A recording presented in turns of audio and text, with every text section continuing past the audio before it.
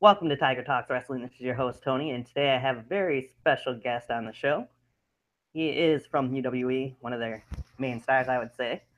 The self-supremacy himself, Everett Crede. What's going on, Tony? Good to be here. Not much. Thanks for being here. Glad to have you on the show. Anytime, anytime.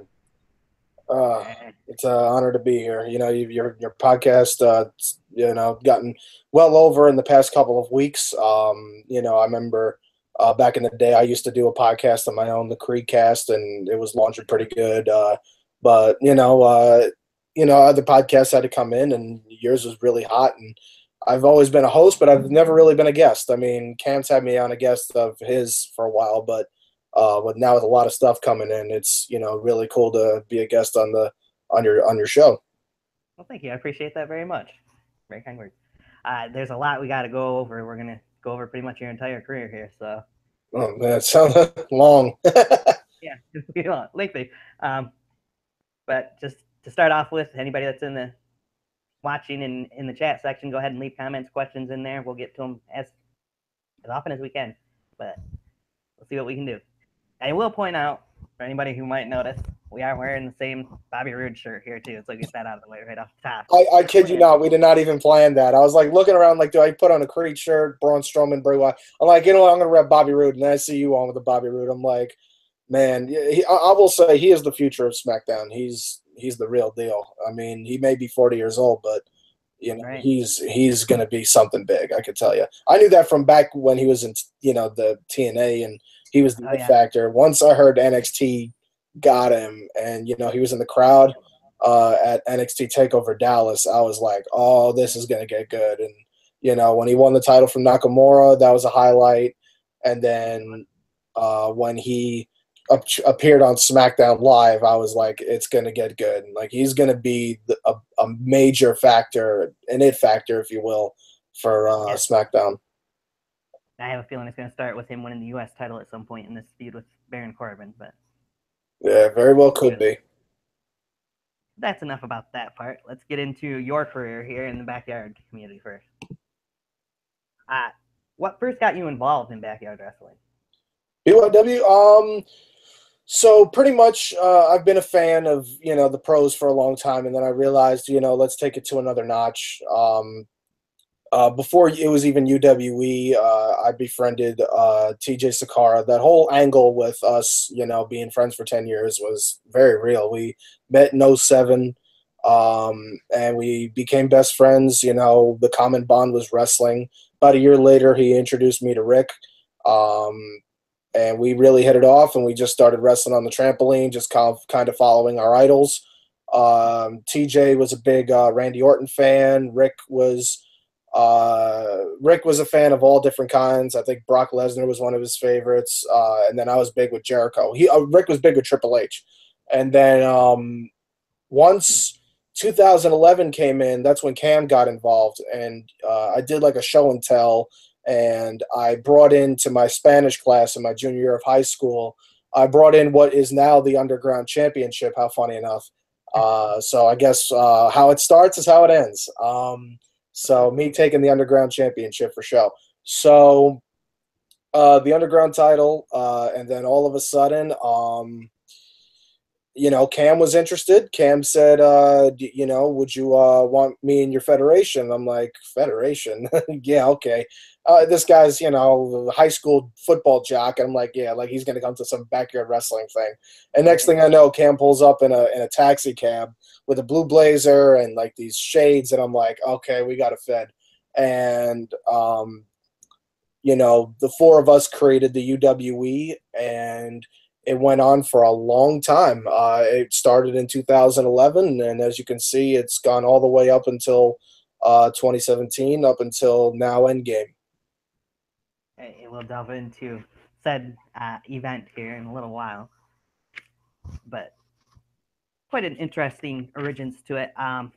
Let's go into what was your influences. Who are your influences from the WWE pros, otherwise? When I was a kid, I was always, like before I even got into wrestling, my dad always, would make these like jokes with Stone Cold, and I first got into The Rock, but then, when I got into The Rock was when he fought Brock Lesnar. So I Yeah. was only a fan of his for about a couple weeks before he went off to do Hollywood. So who I, became a fan of for till today is The Undertaker. Like, Undertaker was my all-time favorite. Like, he is my number one. Nobody will ever, take that. I mean, there's people today that are really good, but my all-time favorite would hands down be the Dead Man. Like, no one has ever done the way he's carried the company on his back throughout the Attitude Era and the Monday Night Wars. There's nobody that's had a character greater. But as far as influences, I mean, Chris Jericho was another one of my favorites, especially when he turned heel with the suit and tie. Like, that was, to me, like, when he completely changed his character and he went from being Y2J to the best in the world. That was just like a phenomenal character change to stay relevant and to be new and fresh, but to still be Chris Jericho. It was incredible. He's a big one, and also Bray Wyatt. Because like now it's the time and age where, wrestling is pro wrestling is a lot more popular than the sports entertainment factor. So it's like you get all these wrestlers, but you don't really have all these high end characters. So when you see a guy like Bray, who's really an original character, he's not really kind of, like with Dolph Ziggler, it was a lot like, oh, he's the next show, trying to be the next Shawn Michaels, or Right. Carlito was the next Razor Ramon. Everybody was kind of like, Vince loved to take these like newer projects and influence them to replace the older ones. And Bray was just his own character, and I was a huge fan of his. I knew he was going to have an epic match at WrestleMania with Cena, and then with Undertaker, and now with Randy Orton. I mean, that one was a little disappointing, but still, he's feuding with Woken Matt Hardy now, and it's like that's going to be real. That's going to be a lot of fun because that's a match that everybody's been wanting to see. So I hope they really don't get lazy with it like they did with Balor. I hope they really Oh, yeah. take this feud and run with it, because I could see it working well for both Matt and Bray. Right. I'm hoping that's the case. I mean, we'll obviously have to wait and see because we know how WWE can ruin things at times too. So Yeah, and it's not even just Vince. Like, everyone's like, "Oh, it's Vince." It's not Vince. He has his own story writers, and they just, they get lazy with it. Like, literally, my fiance tells me, like, with the Braun Strowman Kane feud, she's like, "What if Undertaker?" And sometimes she'll come up with ideas, and like it's cute, but she was like, "What if Undertaker comes out and saves his brother and goes after Braun?" And I'm like, "That's not a bad idea, because then you turn Undertaker heel." And then you have him face Braun potentially at the Royal Rumble. That would be actually really good. How come my fiance knows that, in Bayshore, New York, and yet the right. people that get paid to come up with these ideas cannot come up with it? It's like, Yeah, people in Connecticut just yeah, in Stanford. yeah can't figure that out. But anyway, um, how young would you say you were when you first got involved in WWE? WWE, I was eight and a half. Yeah, that's how young I was. It was when you were still and a half, Yeah. So yeah, I was eight and a half. I remember the first match I saw. It was The Rock, Undertaker, Booker T, and Goldust against the Un-Americans and Triple H. That was the first match that I ever got to see, and I got sucked onto it since. Yeah, believe me, I know I was pretty young myself when I first got involved. I couldn't tell you what age, but I've been watching it for a long time myself. Um, Off of WWE, would you say Backyard was the first thing that you got into? Um, Actually, no. The first thing I got into wrestling wise was an online. It was like the video games, like the SVR video games, and I was going through a little bit of a rough time in high school. Just kind of like not really fitting in. And TJ shows me this show called TXW, and it's pretty much you create your own character and you simulate your own storylines with the created characters. And he got me into this federation, and they really befriended me, and they were very good friends with me for a long time. And that's where the Everett Crede character was actually born. And it was really the beginning of it all. And then I ended up with this faction known as Gen Y, and it was, like the nexus of online, as they called it, call wrestling, create a wrestler. But then once UW started, the backyard wrestling really took off, and since I was running it, I had a lot more freedom in writing than I did with the online stuff, and it was a totally different side to Everett Crede, and then the Crede before YouTube, because we were 2011 to 2013, and in that time I was a two-time world champion. I was actually the first world champion in UWE, which that match is actually up, and I wouldn't even recommend putting it on because the quality, oh my god, the quality of the show is nothing compared to what we do now. Right. But I was, the world champion. I kind of was like the guy that kind of carried the company at that time. I ran a faction called the Ignis at the time. It was with TJ and a couple others, and it was a shame because there was a lot of characters that were in that pre-YouTube era that I wish could carry on into the post-YouTube era, and a few did, like in the early times, like we had Terrence Phillips and Shakur Shekavelli. They were in the earlier UWE times, Right. but it wasn't until post YouTube where we really started obviously getting recognized. Right. What would you say are some of the differences between those two, the before and after starting on YouTube? Oh man, the way I wrote it, because back then I was a lot more self-centered, and but not like the term of that typical term, but I really tried to like make Everett Crede solely the guy, and it's like I was the unbeatable. I was the guy that was very rarely defeated. I got a lot more. I was a lot more stubborn then with like putting people over.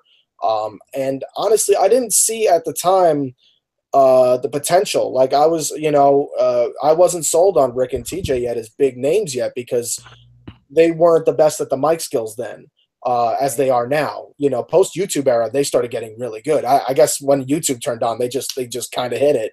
But before then, it was really just myself, Cam, and some of the pre-YouTube guys. It was a lot more gimmicky, but at the same time, it wasn't because that was a time when Cameron Jackson wasn't the CJE yet. Right. Everett Crede was the self-supremacy, but and he was a strong character, but it was like when the UWE came into, things were different. And, Rick Rios wasn't, his character. He wasn't Rick Rios yet. TJ Sakara wasn't TJ Sakara yet. The issue, though, for me was that I was Everett Crede. And then when UW started, I was just Everett Crede. Like, I was just kind of floating around. Everybody else was building, Cam was CJE. He was the guy. TJ was doing his thing. He was a big heel at the time. Rick was starting to be a good babyface. And even Nick Somas was catching on to the fans. And, with me, I was like, I'm kind of stale. Like, I'm like, what do I do? I'm like, I'm kind of, what's my character? Like, I'm the arrogant, I'm better than you. Like, that's kind of, it was good at that time when it was, original, but now it's like everybody does that. So for the longest time when UW first started, I was really trying to find myself. And, for the longest time, I couldn't. Yeah. And off of that, just kind of jump ahead a little bit, but okay, who would you say you think would be, name a couple maybe, guys that have made the biggest impact in UWE over the years? I mean, Cam comes to mind. Cam is definitely somebody that I really feel has really made a name for himself in the earlier days of the UWE. We decided he was going to win the title first. He had the most, character. The CJE was catching on quick. I would definitely say in the earlier days of the UWE, the three standouts, because we had a standout primary character, a standout secondary character, and a standout tag team.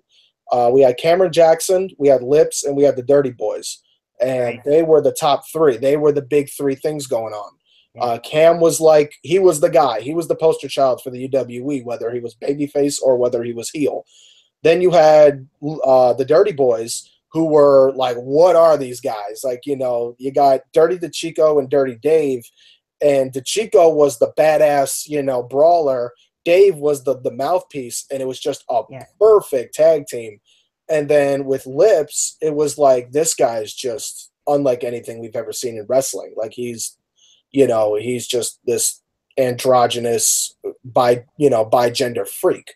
So Right. it was all those three characters really caught on quick with the audience, more so than than Rio Sakara and Somas yet, because they were just, you know, they were good characters, but they were just good wrestlers. They haven't really had their character development yet until later on.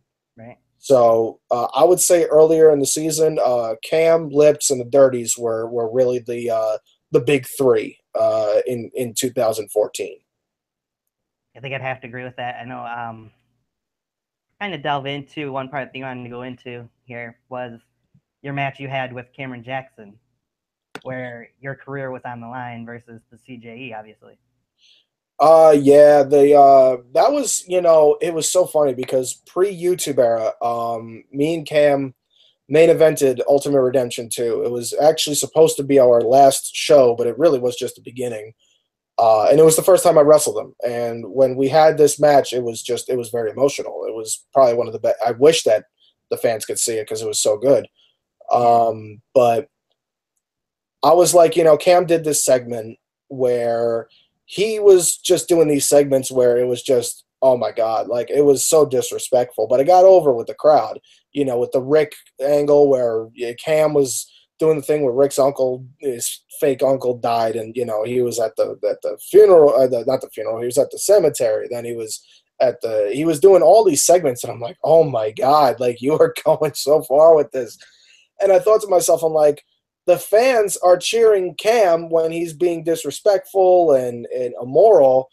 I'll use that to turn him. And that's what turned Cam into a babyface and the face of the UWE, because here I am, the honest guy that's trying to do what's right for the UWE, and I'm getting booed. I'm getting vilified for that because I think I'm just better than everybody. You know, it's like I'm clean, I'm pure, and I'm better than you, Cam, because you put yourself you really put yourself down to that level. You belittle yourself by insulting, you know, things that you shouldn't be doing on YouTube. But it was so popular with the fans, and I'm like, Cam originally wanted to be the heel, and I'm like, and I told him, like, they're gonna cheer you. They are so far behind your back, and I'm right now, like, you're gonna be doing things. At the time, I was kind of done with Creed. I was, Creed was not going to come back. I was just going to be Lips, and focus on Lips, if I'll pull back the curtain a bit. And I'm just like, okay. And it worked. We had a very good match. But the thing is that me and Cam never had that match that was like, here we go, Creed Jackson. Like you want to look back at an Everett Crede Cameron Jackson match, you go to this match. We never really had that. All Out Survival, it was still very early. Everett Crede wasn't developed yet. But it was still a good match. I mean, it main evented All Out Survival. It was still a good match, but I feel like if he was still in the UWE, would there be another Crede versus Jackson? Well, not with Endgame, unfortunately, but, because that's, we know what's going to happen there. But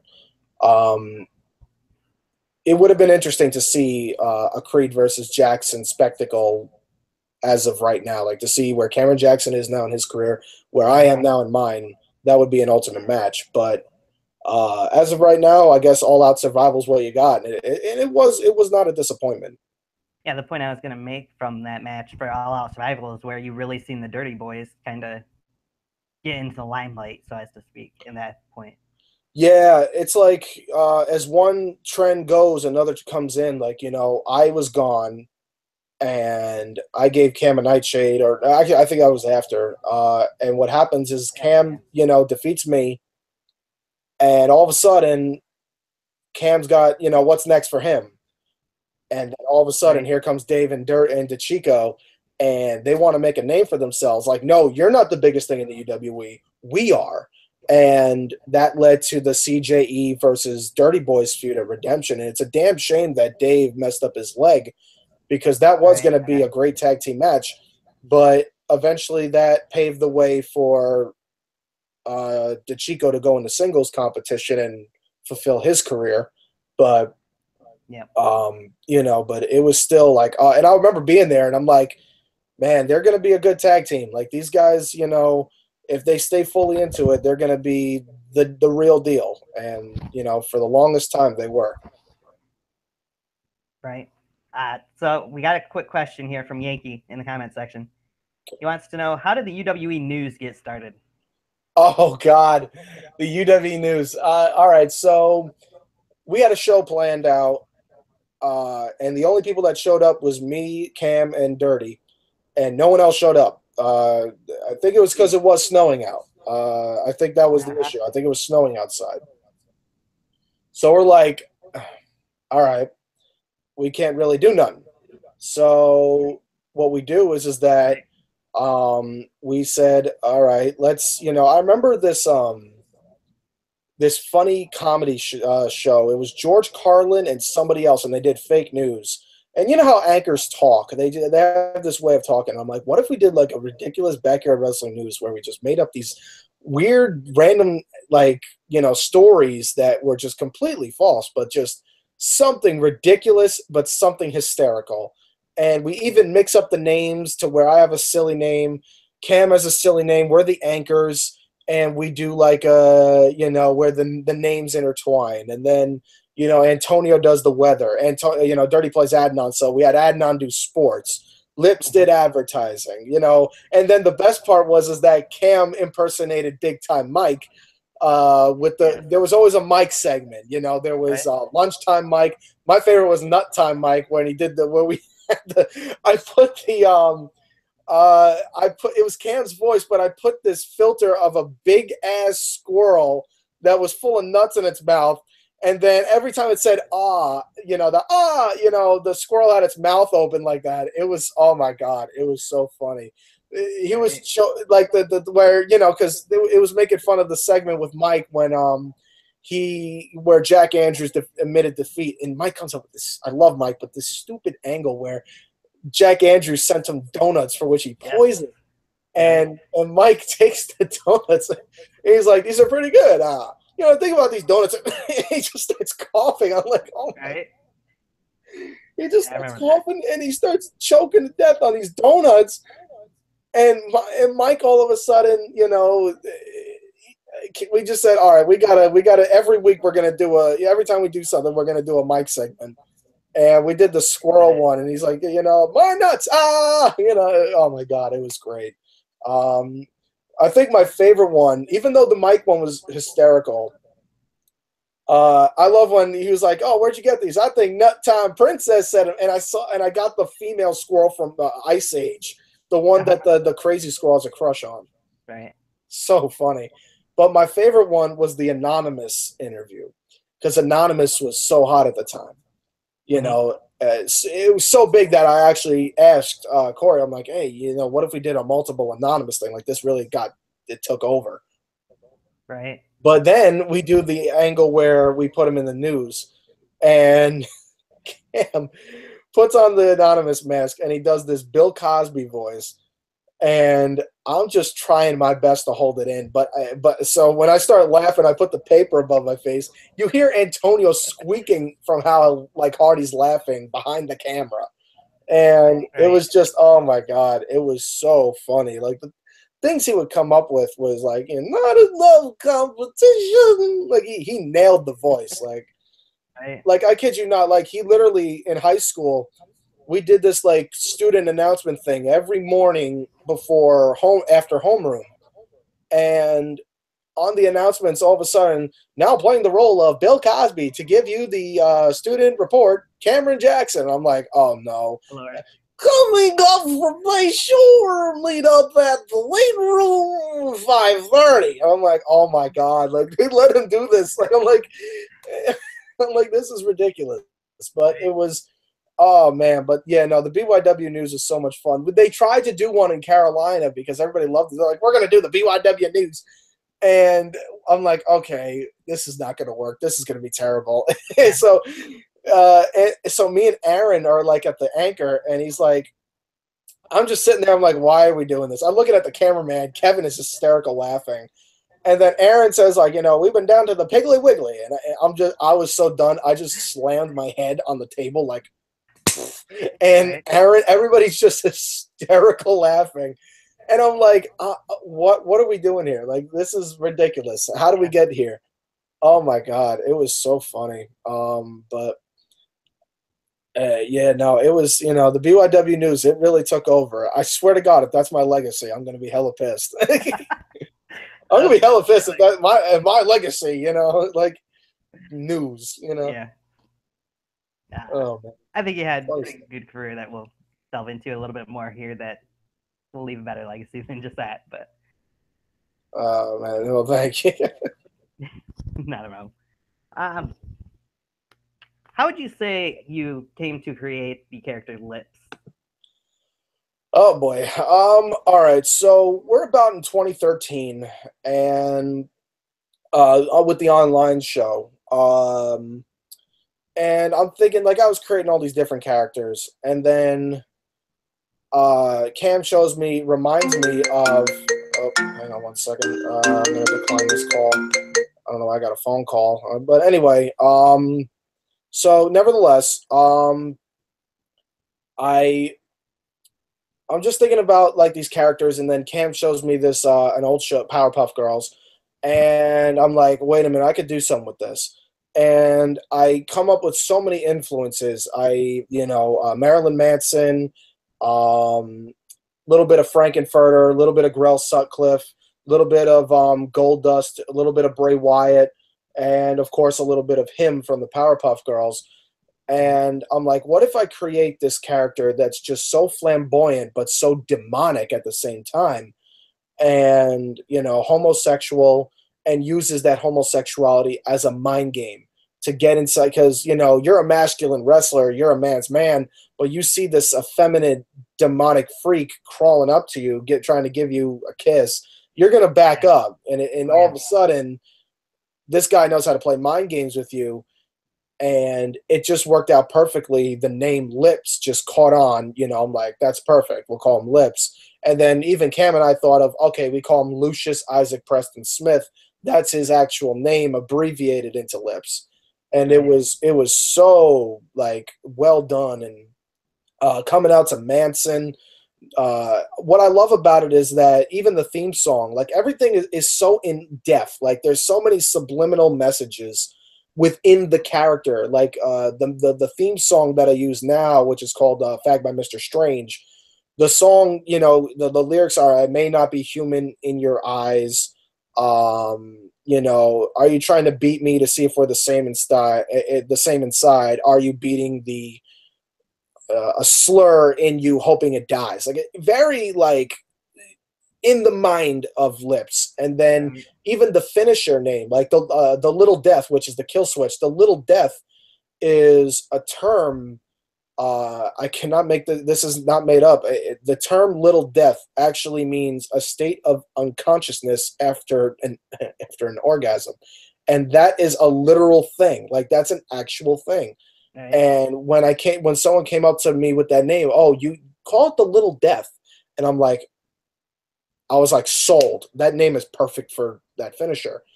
And then the signature, Ivory Tempura. That's fried and breaded pale skin. Like so weird and like demonic, like something twisted, like pleasure to pain. Yeah. And it's like that's another good name for Lips' move. And right now he's in this program with Novin, which I think is the biggest feud he's ever done. Like there was a lot of big feuds with Lips, like Joe Cool, Jason Walker, Insanity, Big Time Mike. But I think if there's one that stands out the most in my eyes, it would be the one with Novin, because you had the one at Ultimate Redemption where Lips won, and even exercised Novin. Lips was the first man to defeat Novin. Then you had the Buried Alive match.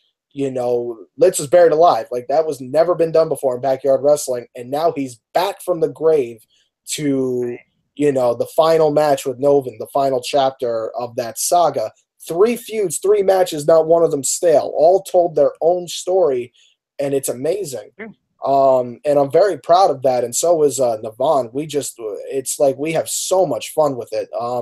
I can't help, we were so in the moment, but I look back, and when he starts slapping me in the back, and he's like, "You're gonna die tonight, boy. You're gonna die tonight, boy." I'm like, "What?" Like, I don't know. He says some things in the matches. He gets so carried away, and I'm just like, even with Dustin, like I see him in the casket match. I'm like, "Oh man, he's getting fired up now," and he's like, "Yeah, I fucking tell you what," and I'm like, "Oh my god!" Like you just see Rick in the background, just like Laughing, right? oh my god, like he just goes into it, and um and it's such a, I mean, Lips is not a character that I would, say is appropriate for kids or sensitive to watch, especially the Barry Windham match. That's like very, like, nothing's ever going to get as edgy as that. Like, that's like taking a man's body, mind, and soul to the limit. Like, that's like one and done. Like, that's a very, that's very psychological. So, but it's going to be amazing to see Endgame, and it's like with him working Nova, it's like, do you see him as a babyface or do you see him as a heel? If you see him as a babyface, it's like it's what he wants to be. He wants to be the exotic entertainer. He wants to be the ringmaster, and that's the performer. But me, I always saw him as a heel. I always thought,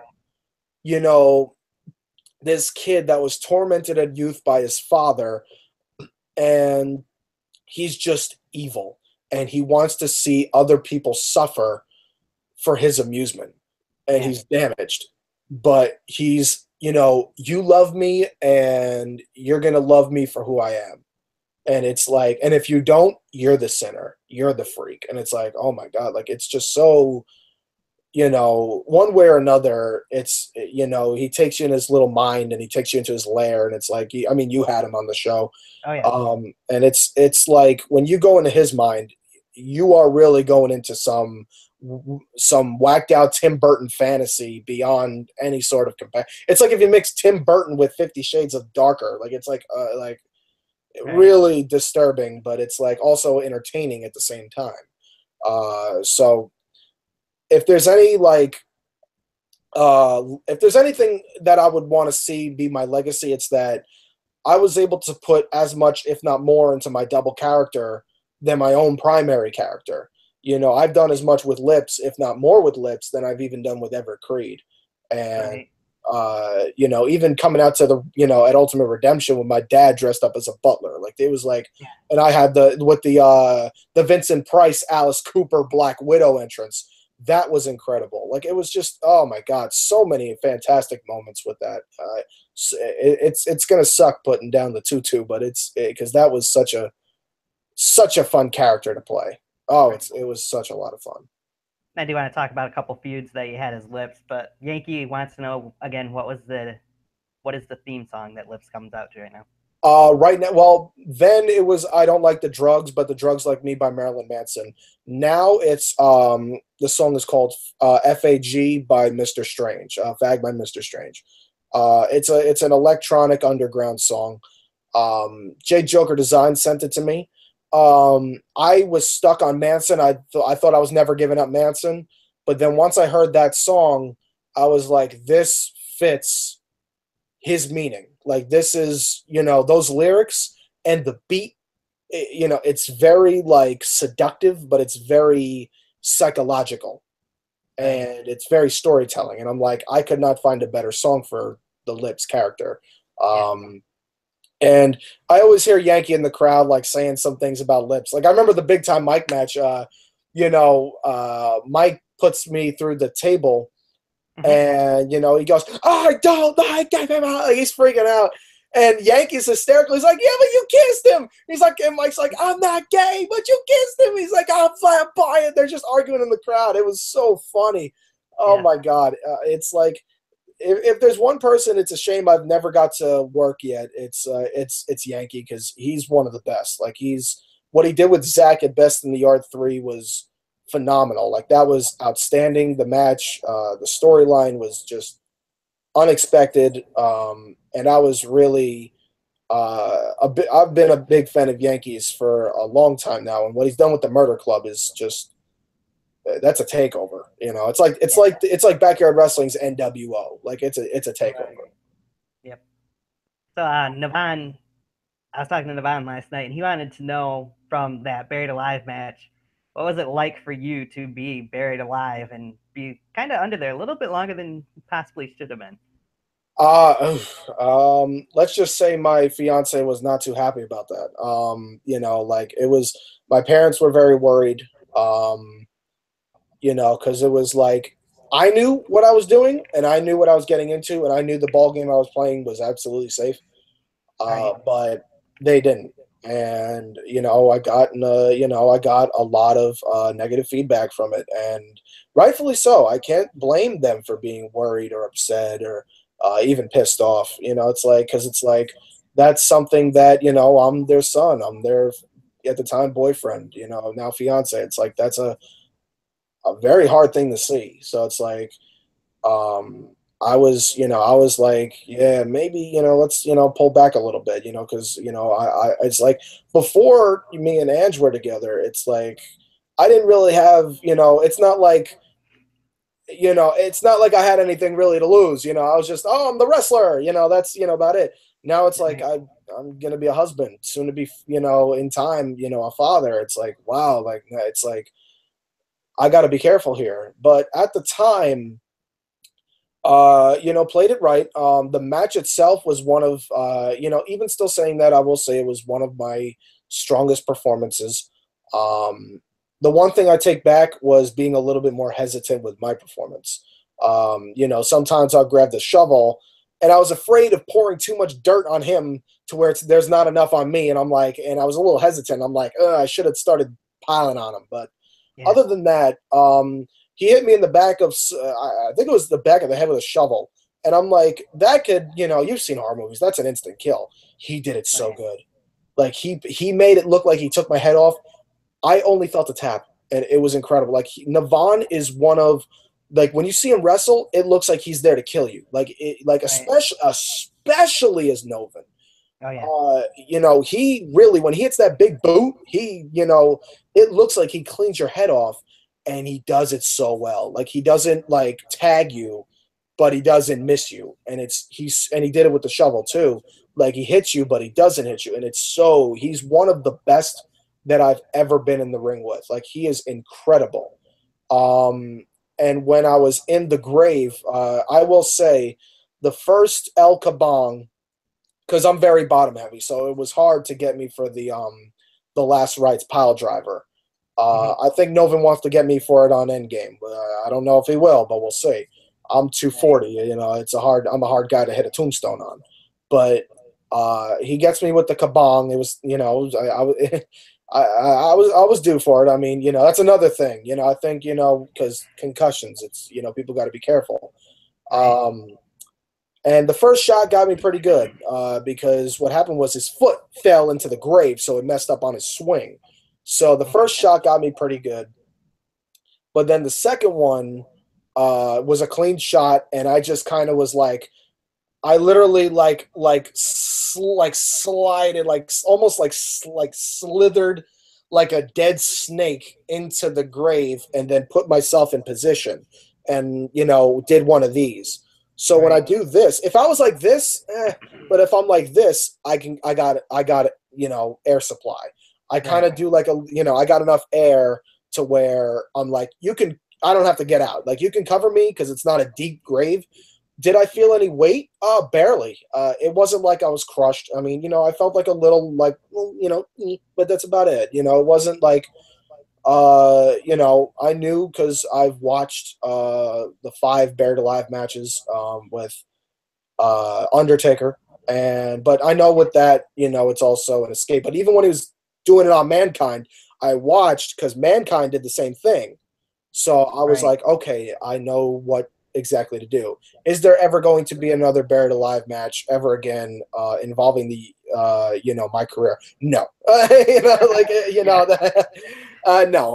no, like because it's just one, it's a performance that's that I just don't want to repeat, Yeah. and two, I just I don't want anyone else to worry because that's like that's a crazy match, and it was probably one of the craziest, if not the craziest, in my whole career. But it was not one I would, still to give Novin that, it's like that's still one I, wouldn't take back. But it was Right. still a very special moment for his career, for my career. Ultimate Redemption was another one that was very special for Lips to get that big victory off of Novin. I think it was one of the biggest moments in Lips' career, if not the biggest. Yeah. So, I will always cherish the matches that Lips and Novin share because it's, in my opinion, one of the biggest, if not the biggest rivalry in BYW in modern time. Right. And since we're on the topic of Lips here, there's one other feud I want to ask you about that Lips had outside of UWE. Was the one with Joe Cool last year. I am so proud of that one because it was the only time, other than the Novin Lips Buried Alive match, where the mind games were truly played against Lips. And it was like Joe was white hot at the time. Like he was, in my opinion, he still is the 2016 Backyard Wrestling Superstar of the Year. More so than Cameron Jackson, Drew Hood, even Big Time Mike. Um, Bigger than Rios, bigger than Creed, whoever. Even Dirty the Chico. Like Joe Cool was the real deal. He wrecked the Rumble. He won the JHI VTW match at Fury, and then even went in as champion at Mania. Yeah. I knew that if we were going to do Lips and Joe, these were the two biggest double characters in backyard wrestling. APW pushes double characters very well, and I'm very, I was amazed with how APW could do that. So I knew that if there was one place these two could go at it, it was at one of their shows. WrestleCon was perfect. And for Joe to do this angle with Lips' sister, the whole Zelina thing, it showed a human side to Lips for the first time. It was the only time ever where Lips didn't come out wearing his flamboyant tutu and red leggings. He came out in black leather jeans, a black vest, and a trench coat, and he was ready to fight. He was ready to avenge his family. But I think one of the best moments of that rivalry was the beginning of the show, which was the infamous Joe Cool Zelina wedding. And so the best part is, I mean, there's a lot of favorite moments. Buford, doing officiating the wedding. Bullet's the best man. Anonymous is in the crowd. Every double character is in that wedding. Yes.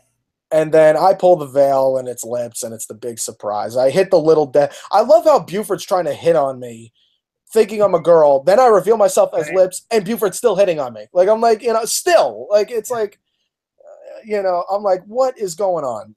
Mike walks me down the aisle. Here's the best part. My fiance, Ange, and I are getting frozen yogurt the other day, and we're thinking about ideas for a flower girl. And the first thing she says, is, "What's Mike up to?" I'm like, "We're not doing this." I'm like, "We're not doing." He's like, "Well, he's walking to Mike. You've been Lips' father. You've been Kevin Shaw's mother. How would you want to be a flower girl?" And I know what he would say. "Yes, I will." Yep. He would do it. And I'm like, "We're not doing this." And I told him, like, "Babe, I love you, but we're not doing this." She's like, "No." I'm like, "Okay, good."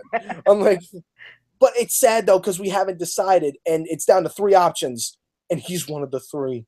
Like, it's like, I'm like, this is ridiculous. Right. I love her to death though. The way she is, like, supporting my wrestling is like, I couldn't ask for somebody better.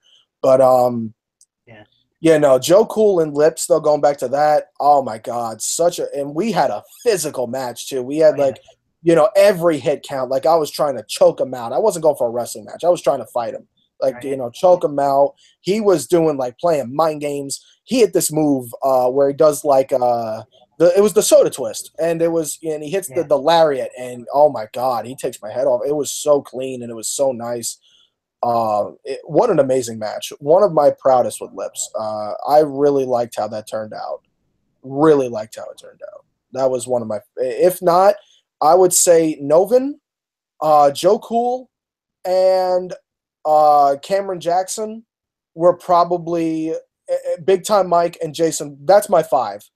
Cam, Joe, Walker, Joe. Oh, I said Joe twice. Cam, Joe, Walker, Mike, and Novin were my top five Lips rivalries of of all time. Right.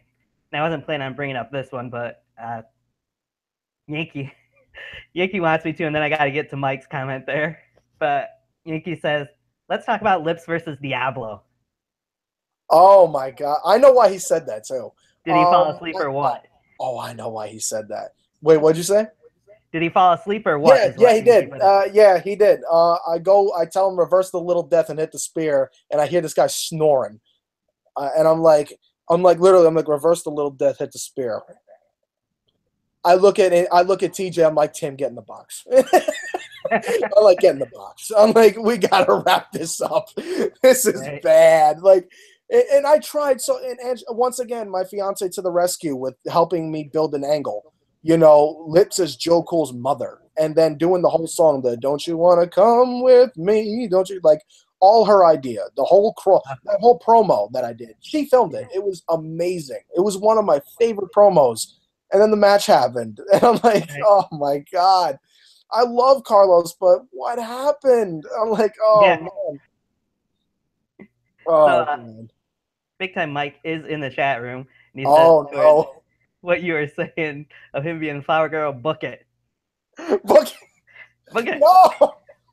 Oh God. I told you, he would be up for it. Oh man, Mike and I share so many. I think that was another. I mean, Lips and Mike was another special one because the just the whole concept of he was physically beating the hell out of Lips, but Lips was liking it. Like Lips always said, like Mike, always beats the hell. He's the hard hitter. He's he hits you good, but Lips wanted it. So Mike's like, what the hell am I gonna do now? It's like every time, like Mike would be dominating him physically, but Lips would be dominating him mentally, and then putting him through the table. Lips is laughing. Lips is doing this. Lips hits him with the kendo stick. Lips wants Mike to hit him with the kendo stick, all the way to the end of the match where the Lips hits the little death. And then Mike literally, like a snake coming out of the ground, snatches him with the ankle lock. And I'm like, he did it so quick. And I'm like, oh my God. And then I start fading out, but then I wake up and I start laughing maniacally. And I'm laughing in pleasure, but I'm tapping out. And it's like, Lips is like, who's really winning now? Because I'm tapping out, but I'm tapping out in enjoyment. So it's like, it was one of those. It was one of the, in my opinion, it was the best rivalry that never got settled. Because we could have did so much more with that, but it was just, oh my God, it was incredible. One of my favorite matches I've ever, and I wanted it for such a long time. And it's something always got in the way. But when we hit it at Christmas Chaos, it was just it was perfect. It was incredible. Right. So getting back to Everett Crede now. After we've seen that match between you and Cam at All Out Survival, the next time we would see you in UWE, you would actually be hosting Ultimate Redemption. What was that experience like? I realized that we needed more segments on the show. And I'm like, okay, let's do this. And we do this angle where I can, host the show and, I'll play it like a good guy. Maybe that'll be my turn. Maybe I'll come in as a good guy now. And Rick, I don't know how it happened, but we decided, to form this alliance with Rick Rios and Everett Crede, and Crede realized Rios could be the future of the UWE, and Crede could mentor him, but Crede knew what Rick had to do. And that was to really kind of unleash the animal. And he did, and Crede would endorse Rick Rios. And then all of a sudden, Crede also had that animosity with Cam, So that plays in with TJ because TJ also betrays Cam on the same night. So now Yeah. you got this three-way alliance with the with TJ Rios and Creed, and it becomes this faction with the board. And that was also the beginning of Everett Crede as the CEO of the UWE. So, um, that's when, because at the time now it's like everybody's like, oh, Creed runs the show. So I'm like, all right, I'll be what they make me out to be. They say I run the show, then I'll run the show. I'll be the CEO. And, I'll wrestle rarely, but, it'll be, when I do wrestle, it'll be pretty significant. And we went with the idea of the board. I mean, it didn't go out as well as I thought, but the things that I got out of that feud, that the time with the board was NATO, and we did get Creed and DeChico's first match at Thunderstruck, but also with the board came the CEO. That's really what came out of it, and what I really liked out of it was building as like, okay, now I run the company, now I run the UWE, and now I can play the tyrant role. So now it's not I'm just better than you because I'm a wrestler. Now it's you're going to do what I tell you to because I run the show. And it's like and it's not Triple H, it's not Vince McMahon, but it's like a my own way to it. But Yeah. there were similarities to Mr. McMahon because like you had guys like Cam and DeChico who would rebel, and I would always come out at defeat. Me swimming in the damn beer that Antonio would pour me on, and there was Right. a lot of funny comedies. Like I thought I had NATO beat, and I'm like, no, like I had him, like it was good, and it definitely put over NATO on a certain level, but the issue with NATO was that uh, we kind of lost the reins with trying to control them because at the time they were getting a little heavy headed, and they thought okay, this is our show now, and we had to let them know like, no, this is the UW show. It's like this Right. isn't just going to be about NATO. Like it's you got don't get me wrong, you two together are a significant force, They were. but it's there's still a Cameron Jackson, there's still an Everett Crede, there's still a Lips, still a TJ Sakara, Yeah. still an Insanity. There's to come back in time, and there was a lot of things that were still around that we had to remind people that this is also going on. Um, and then Somas, I think, would fall out, and then eventually Rick would be on his own, and then the CEO days would truly begin. And it started getting really under control with that, and it was a different time. I did enjoy being the CEO for it was about a year long. I was the CEO, and it worked Right. out very well. Yeah. So I got to mention a comment that was made in the chat section from D-Lock. Says he wished there could be a D-Lock versus Everett Crede first time ever match. D-Lock, the first time I really saw D-Lock compete, like full time, was Best in the R2. That was the first time. I mean, I did see him at the reunion Rumble, the first one, not the one with the ring, but the first one. Yeah. And I did have some time locking in with D-Lock, but nothing to where, especially what he is now. And the first time I really got to see him at his full potential was Best in the R2. I see him lock in with TJ and Rick. And I know how good TJ and Rick are. I've worked with them for God knows how long. And this guy, at the time, this kid really was like, he was doing things that I could never do with them. Like he was, and Dustin was, he missed it for some reason. I don't even remember why, but Dustin couldn't make it. D-Lock was there, and D-Lock was tearing it up. And I'm like, oh my God, this kid's going to be a star. Right. And he really took it to the next level. Then he won the briefcase. Then at reunion, he cashes in on Zach, and then he becomes the outlaw, and now he's with the Murder Club, and he's got the look with the he looks like he came out of Red Dead Redemption. I'm like, Yeah. I'm like, man, he took the D-Lock wrestler and he made it into his own character. And Creed versus D-Lock, let's just say I would have to do some sit-ups to get ready for that because, I mean, I could, he may have to hold up with the promo end, but I'll tell you what, when it comes to the bell to bell, that's where I got to start catching up because he's one of the best performers, that I have ever seen in backyard wrestling. Like, he's one of the best. So, talk about, in my eyes, who could be a future VTW champion if he plays his cards right. Oh yeah, I would definitely agree with that myself. I think D-Lock's Yeah. overdue for a world title reign in BTW. So Yeah. He's very impressive, and I only hope the best for him. He's really, we always hit it off very well when I go down to Carolina. He's very talented, and I love what he's done with his character. A complete 180 from what he used to be, and to see what he is now, like, it's a complete difference maker. right. Definitely.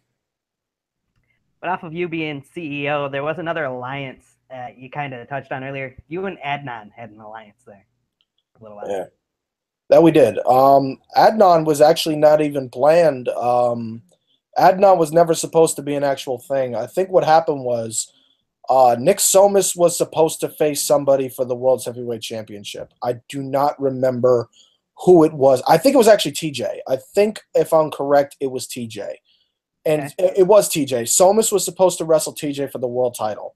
TJ could not make it for whatever said reason. We said, okay, this is what we're going to do. Creed's going to create a double character that was a hired gun, and he's going to be a brute. Perfect. We'll get Antonio to get him. So we literally create this guy with a scarecrow mask, and that thing got over so well. And Adnan was born, and Adnan just dominated Nick Somas throughout the whole match. Like, Rios had to come in to have Nick win. Like, Adnan, no one's ever dominated Nick Somas the way Adnan did. And I'm like, I think I got an alliance here. And I got my hitman. So it was like, all right, I could do the talk and Adnan does the dirty work. My proudest moment with Adnan was Hell's Vacancy about a year back when we fought TOP. And it was such a good match. It was like one of my favorites. And I really enjoyed the alliance that I did have with Adnan, and I really, especially when Insanity was the monster then, and a lot of people were like, oh, Insanity's still the guy. I'm like, not anymore. You just wait and see. And then Adnan comes on the scene, and he is very, very dominant. And even where Ultimate Redemption, I had my match with Rick, but he did the Fatal 4-Way with Lips, Insanity, and Diablo as a surprise, and Adnan still retained the title. Like, it just goes to show, like, he was the real deal. And, and then he came back at Broken Glory. So who knows? You may see Adnan at Endgame, you may not, I definitely feel Adnan was one of the biggest assets to my career as Everett Crede. By far. Yeah, I think I'd have to agree with that part. Off of that, as you mentioned, you did have a match with Rick Rios at Ultimate Redemption 2015. An amazing match. I rewatched parts of that just last night, I believe it was. Wow, you took on quite the performance, I thought. Yeah, my fiance tells me, honey, sit up. Look professional. Like, all right. Man, thank you very much. Rick and I was like, that was emotional for me, because it was like me and Rick never had like our one-on-one. We never did have that ultimate match. I mean, we did like before YouTube, but it still wasn't what we wanted, what we could have done. And originally I was going to face somebody else because at the time Rick was having some issues with management, but then Rick comes back and I said, hey, do you want to work Ultimate Redemption? And, and he's like, yeah. And originally he wanted to win. Then originally, I wanted to win because of predictability reasons. But then I'm like, you know what? We're going to have you go over. And even though, and all the fans, were like, Rick's going to win, Rick's going to win, Rick's going to win. But it didn't matter because it was still such a big moment. It was still like, like, this is the guy that everybody wanted to see kick Everett Crede's ass. Like, this was, and it made Rick into a star. That's, in my eyes, what made Rick Rios a main eventer. Like that right there was what made Rick a main eventer in the UWE. Like we're there. That was the okay. He's big. He's big news. And what we did at Ultimate, in my opinion, we had the best match on the show. You know, we really took it to each other's limits. When he hit the Rio's rotation device, Omega, when I was up on the shoulders, and he really spun me out. I was like, "Yep, that's 3." But it was, you know, and I went out of character, and I shook his hand and I hugged him because I was that proud of that match. Like I was. It was such a, and it was full circle for us because we were always the team, we were always the duo, we were always, you know, the partners. So to see us have that match, and for us to have that much fun when we did have our match, there's a reason why me and Rick haven't locked up since, because we don't ever want to, you know, taint that performance, because it was that Ultimate Redemption's our WrestleMania, so it's like it was that good, and it was. I was very proud of it. I loved how I came out with because everybody's like, Everett's the dictator. So I went with this. I'm like, you know what? I got an idea. And helped me out with it. I had the militant coat, the beret. I went, and then I told the barber, all right, I went to a hair salon for this. Oh my God, it's gonna kill me for saying that. All right. So anyway, I go to the haircut place. Let's just say that, and I tell the person, I need you to do me a solid. I need you to do a comb over on the top. Oh, okay. What do you want me to do on the sides and the back? Are you serious? You're gonna look like, I know. That's what I'm going for, a character. I play a character that's like it. So what does the person do? And you know, a little, and that was it. And the dictator Everett Crede look was there. Now I get the custom shirt. My fiance tells me, you should get a flag. You should get a symbol. Every dictator has their flag and their symbol. Sure. And that's the front of the shirt, the Everett Crede flag shirt. And the back it said, "Your Supremacy, my empire." And that was the first ever custom Creed shirt ever made.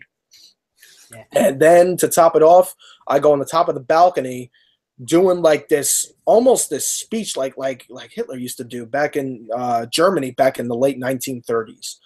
Mm-hmm. And it was infamously incredible of how one man can influence an entire nation. You know, from the Mussolinis to the Stalins to the Hitlers, you know, all these dictators. And I had to use dictators. I couldn't use anyone for good. I had to use all these synonymously evil people, because that's who Everett Crede was.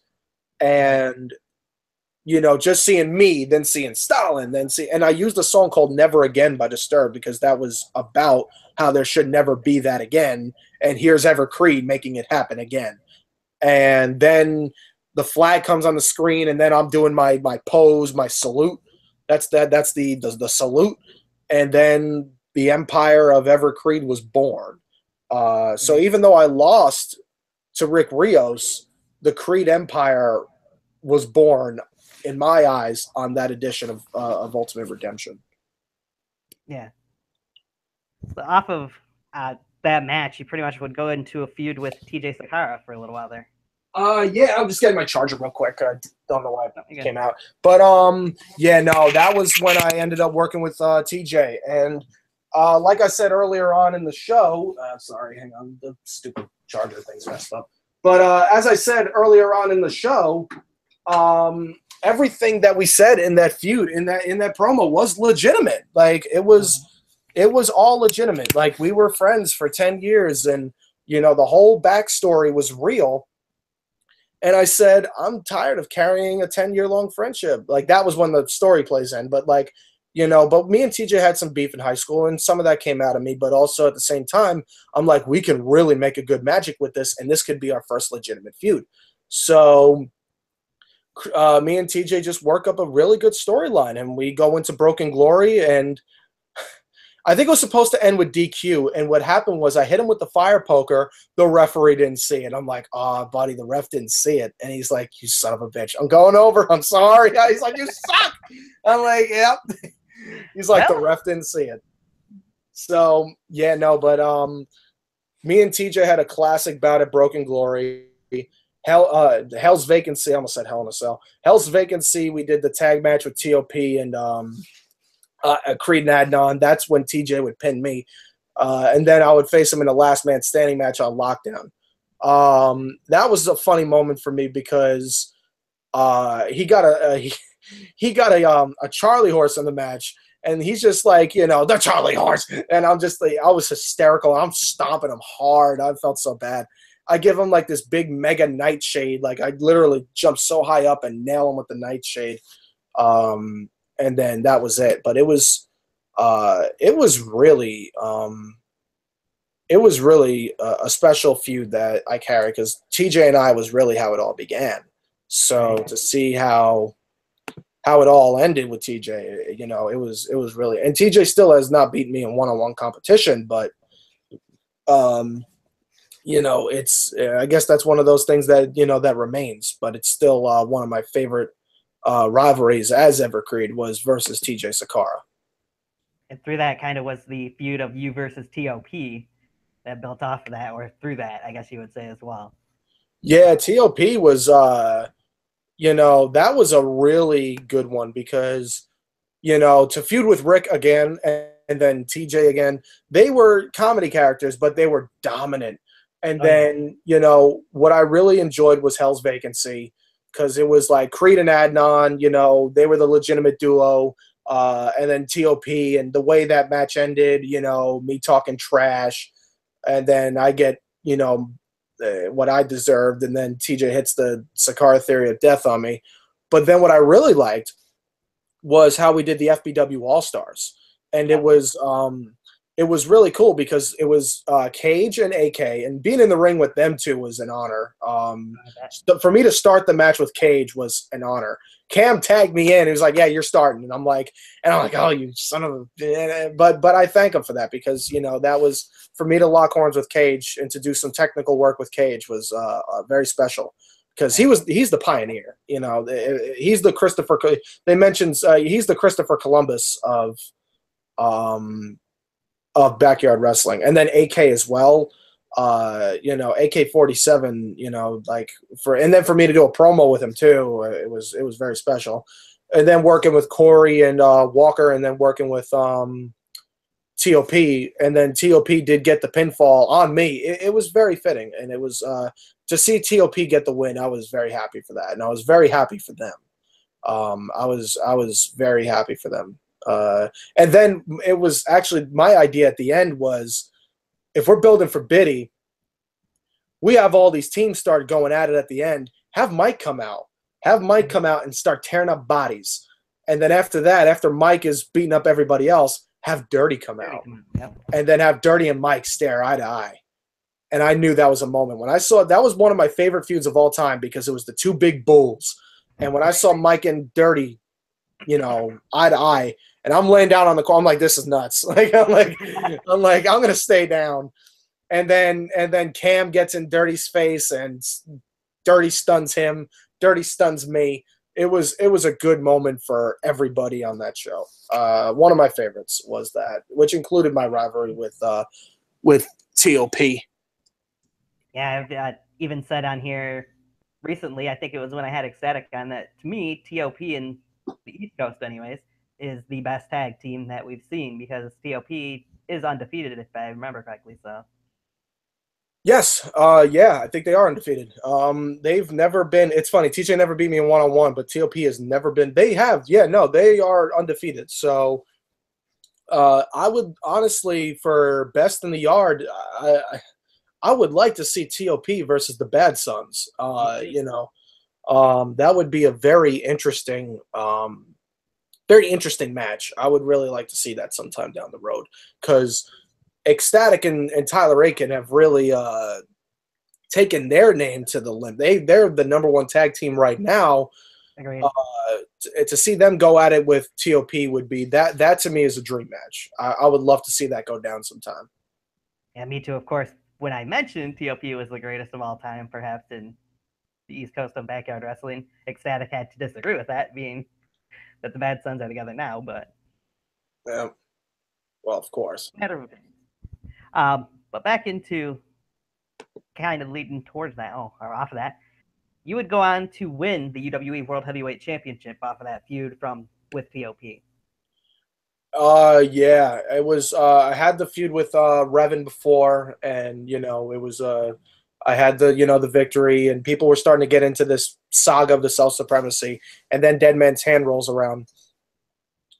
Um, I was. It's funny about that because I was up all night, and I was busy with something, and then literally got barely any sleep, and then the next morning I got up and like literally 5 hours later, I won the title. It was pretty amazing because, um, there was a bit of a family emergency I had to attend to, and then I had to be there, and then at the end, was the Dead Man's Hand thing. But going back to that match, I'm like, all right, Best in the R2 is rolling around. They want that champion, a champions match. Tick tock, tick tock. I got to win the belt. So. Right. We switch the order of the shows. Abomination goes after Dead Man's Hand. I win the title at Dead Man's Hand. Cam gets stripped of the title by Templar, and then it's the 5-man, the Full House match, and it comes down to I actually eliminate Cam, which was a big shocker. Oh yeah. Funny enough, the first pinfall was me eliminating Ustalo. Little foreshadowing there, if you say. But then, I go on and I eliminate Cam, and that was like, that was a big moment. So Creed pins Jackson, and then it's down to me and Jason Atlas, and this is the beginning of the Creed Atlas rivalry, and it's interesting how that one turns about. Atlas sets me up for the headhunt. I get him in the eyes. I lock in the Genesis device, and then I finally won the title through submission. Right. And it's so funny because I posted a promo with me with the world title before I won the title. And it was like a foreshadowing, and it was very edgy because that's never been done before. Yeah. And, I got mixed opinions with it. But I really, was proud of it, and it was kind of like, ooh, he went there. And that would be the beginning of my reign as world champion. And then it was a lot of fun because that was when I was going with it's still my empire, but it's not because I run the UWE, but it's because I am now the UWE. And then I've had the works with Nick Somas, because I'm like, Somas is the number one, everybody talks about Nick Somas, great athlete, Nick Somas, good wrestler, and he's one of the best. So I'm like, you know what? We'll repeat pre-YouTube. The first ever Ultimate Redemption was Everett Crede versus Nick Somas for the world title. I won that match via knockout. I locked in the triangle, and that was my finisher at the time being, and Somas passed out, never tapped out, retained the world title. We repeat history. We do a 2 out of 3 falls match. Somas hits his finisher, the inverted crossroads, and then I hit the nightshade, and then I hit the fire poker shot. I retain the title, and I get my moment in with Somas. But I think my favorite title match out of the ones that I've had that I've retained was against Kevin Shaw. That would happen at Untraveled Road, and Kevin he just won the world title, and I said that he would never be in the main event, he would never be the world champion, and he would never be as good as me. Well, he accomplished 2 out of those 3 tasks. So Right. he never has defeated me before, but I will say for him to defeat Zach Daniels and become the VTW champion was a big moment, not just for Kevin, but for Backyard Wrestling. Because, this was the guy that everyone said you can't do it, and he did. And he's a person of the people. It's hard not to be a Kevin Shaw fan. So I was like, this is perfect. So Kevin was going through a lot of issues at the time with VTW management. And I guess VTW didn't see in him what they see in him now. And me and Cam were like, why aren't they doing anything with Kevin? Like, I mean, if it was up to me, like, I would give him the actual title, but unfortunately he's in BTW. But what we can give him is a main event title shot. So give me Kevin. And I told Kevin, I want to work you. And we had one of the best matches of my career because it was so storytelling. It was raining, it was dark, but it was rememberable. And I remember every move we did. I remember me talking the trash. I remember Kevin pulling the comeback, and everybody wanted to see Kevin win that match. And then when I hit him with that nightshade, it was such a disappointment, but people were still proud of Kevin. And it was one of my best matches that I've ever had. And I really enjoyed having that match with Kevin Shaw at Untraveled Road. One of my personal favorites. Very nice. Yeah, no, I'd agree. I enjoyed watching that match. It was definitely a different setting, seeing it in the dark and as it's raining, but it's still. Yeah, no, that we didn't plan. Right, obviously. Did not plan on that. Mother Nature stabbed us in the back. Yeah. But yeah, you guys put on a very good performance in that match, even with the weather. So. Awesome. Off of that, obviously, we would see Dirty DeChico's rise to prominence pretty much in the UWE. Yeah, that was 2016 was when people were like, all right, so when is he going to do it? He comes out of Ultimate Redemption in 2014, and he stands tall for his fallen brother, defeating Cameron Jackson and TJ Sakara. Following year at Ultimate Redemption, he's getting a lot of fame. He just won Best in the Yard against Diablo in a Trailer Park Brawl. He's been really getting white hot at the time. Gets rehired, buys in the stocks, becomes sort of the commissioner of the UWE. All of a sudden, here comes Dirty Dave because he gets envious of Dirty DeChico's fame. Mm-hmm. Brother versus brother. The promo they had with that contract signing was the best contract signing of all time in the UWE. That was incredible. I loved the Dave DeChico feud. One of my personal favorites. And DeChico comes out victorious. People are asking now, when's it going to happen? The only thing he has left to do is win the world title. Right.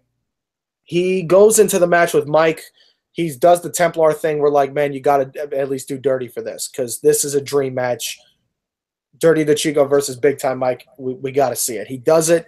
People did not want to see Dirty lose. I'm like, how the hell is Mike going to be a bad guy? He does it incredibly. Dirty loses the match. Dirty walks away. Now he's Templar. Crede versus Templar. Okay, it's good. It's still him. It's not Dirty DeChico, but it's still him. He deserves the moment. We're going to cheer for him. Crede beats Templar on a lockdown. Yep. And he takes his mask. Now he's got everything that Templar represents. Templar comes out to the old school Dirty Boys theme as a message. But Crede doesn't take it serious. But Crede still has the mask. Right. I come out, my favorite entrance. I come out at Ultimate Redemption, once again on top of the balcony, but this time I come out with Angelique Stark. Yes. And the Stark Supremacy is born. Everett Crede, this partnership is going to take over. I said it I said it at Best in the Yard 2. I said it that, we're going to terrorize backyard wrestling. We're going to be backyard wrestling's end. You didn't believe me. I said a year from now, we're going to be backyard wrestling's end. It's a year from now, and the Stark Supremacy is ending the UWE. The Stark Supremacy was born at Ultimate Redemption. We saw a little preview at Abomination when Stark walked me out, but it was truly the beginning at Ultimate Redemption. And Stark would come out, and, she would get booed. When she got booed, I'm like, okay, this is going to be big. I have the Viking look where I have the Captain Hook outfit, Killian Jones. I have the now it's even more shaved than it was last year. I have the ponytail. And I come out with the world title in one hand, Templar's mask in the other, and I do that pose that you see every week on Lockdown where I'm like this, and Stark does the pose, and I do that. One of those, it reminded me of like when Shawn goes over the rafters. It reminds me of Hogan body slamming Andre. If we had like those WrestleMania or backyard wrestling moments, that would be mine. And I come down to the ring, and I get booed out of my own. My grandma comes outside. Why are they booing him so much? I'm like, because I'm the bad guy.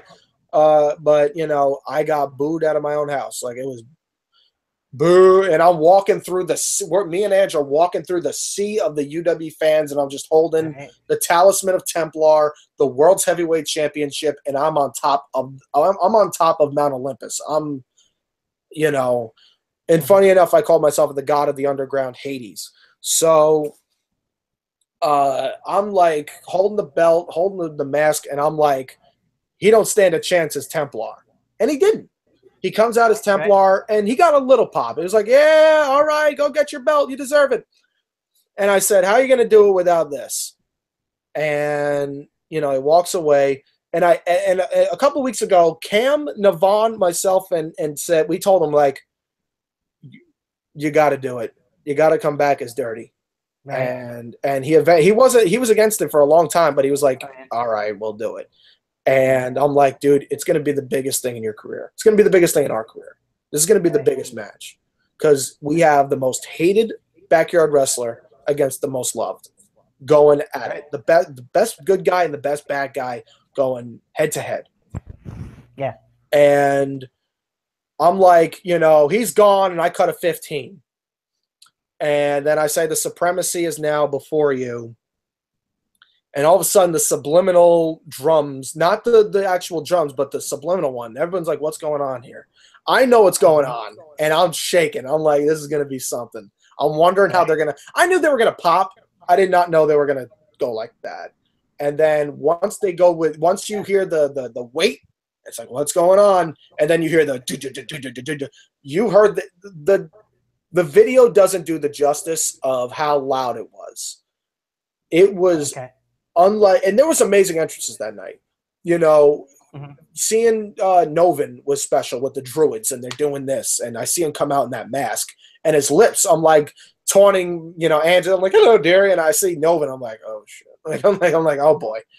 But then I'm like, okay, it's action time. But with Crede, I'm just looking at that shed, and I know who's bursting out of that sucker. And when those, you know, I live by the gun, my foot is going. I'm like tuning up the band, and I don't even know it. And I'm like, it's gonna get crazy. He comes, they're singing the song. He comes blasting out of the shed, and I'm like, he's gonna want to fight. Like, I'm like, this guy, he's coming for a war. And it was the biggest moment in my opinion in UWE history. Because it was the welcome home, it was the you deserve it, everything in one shot. And he comes out, and everybody is chanting that name Dirty. And I'm just sitting there like, this is actually happening. Like, this is amazing. This is like a WrestleMania moment right here. And I'm looking at him, and I'm like, I'm never gonna forget this.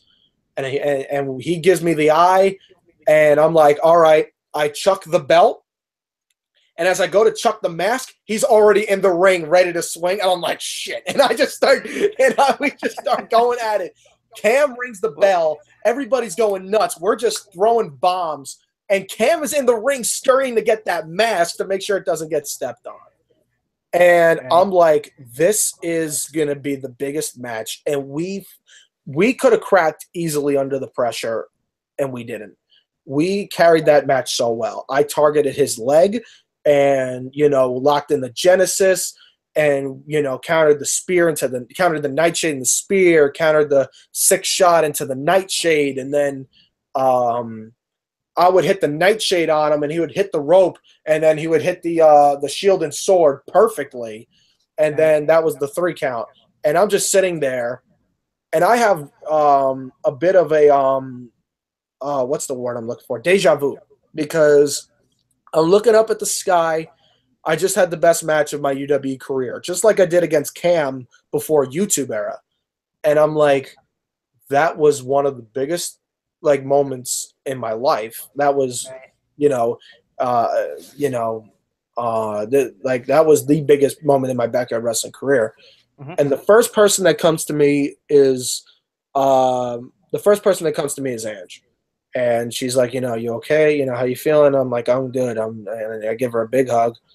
And it's funny because back in 2012, she was the first person to check up on me when I finished my match with Cam.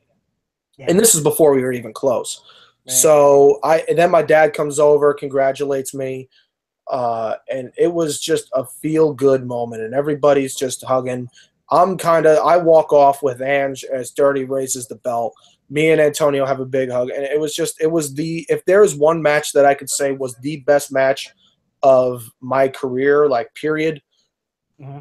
as Everett Crede, it is hands down versus Dirty DeChico, main event, Ultimate Redemption for the World's Heavyweight Championship.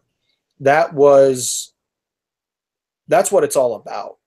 Yeah. That's the ultimate bad guy, the ultimate good guy, the gunslinger and the supremacy collide for the world's heavyweight title. And it's the match that everybody wanted to see, and it's the match that everybody got.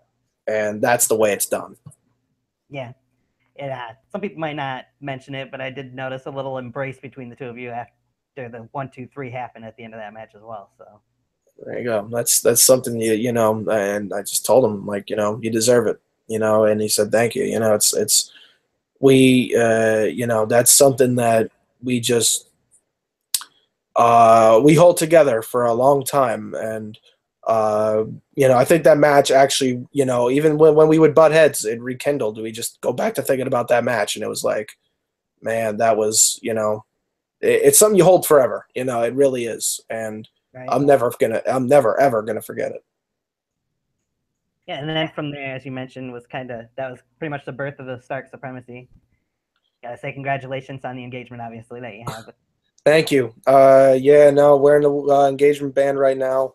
It's amazing because, um, like throughout, any backyard wrestler can tell you how much I care about her, and she's she's always been there for me.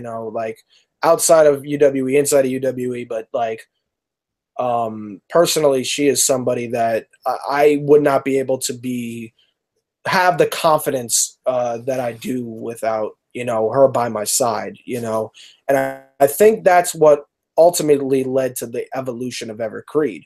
As much as um, even though she's helped me out the most in me in real life, she's also been a lot of help to Everett Crede as well, because the Stark Supremacy was what I was looking for. I was looking for a change in Creed. I felt it was stale. I felt it was running low. And once I saw that, it was like, once we had that connection, on screen too, it's like, wow, like people really want to see the Stark Supremacy, as a thing. And, it's like, this is going to be this is going to be the entity that takes over and now ends my own creation, kills the own creation. And it's, and even though like, I might have a mission or two left in me, even after UWE. Right. And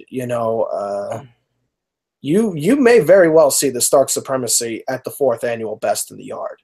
And that's another thing too. Like Best in the Yard was, to be a part of that 2 years, with Tyler and what we did, and then with Aaron and Corey, what we did.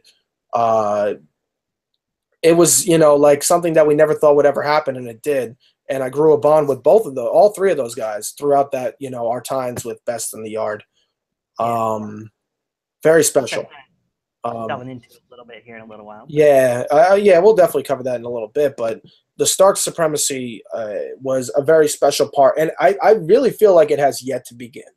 Even though it's at the end game, I feel like it has yet to begin, and that's the special part about that. But as far as this goes, I could not ask for a better partner. I could not ask for a better woman. I could not ask for a better wife and a better, future mother to my kids, because she's, anyone else would have been like, "You're doing what? You're on a trampoline with a bunch of guys? Like, get out of here. Where's my gifts? Like, where's my, whatever."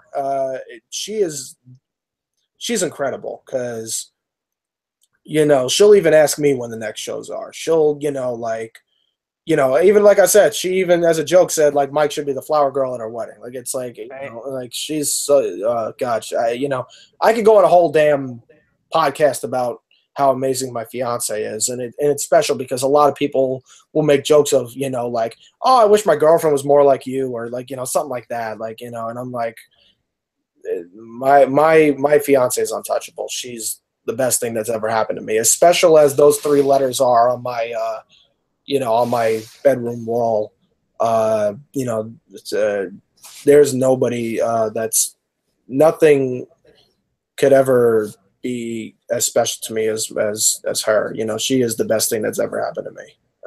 And I know she's watching this now, and you know, I love you very much, and you know, can't wait to talk to you on the phone after this. But uh, you know, it's amazing. It really is because I never thought I would have that happy ending. You know, but Right. you know it's incredible and it's humbling. It's you know it's humbling and it's very special.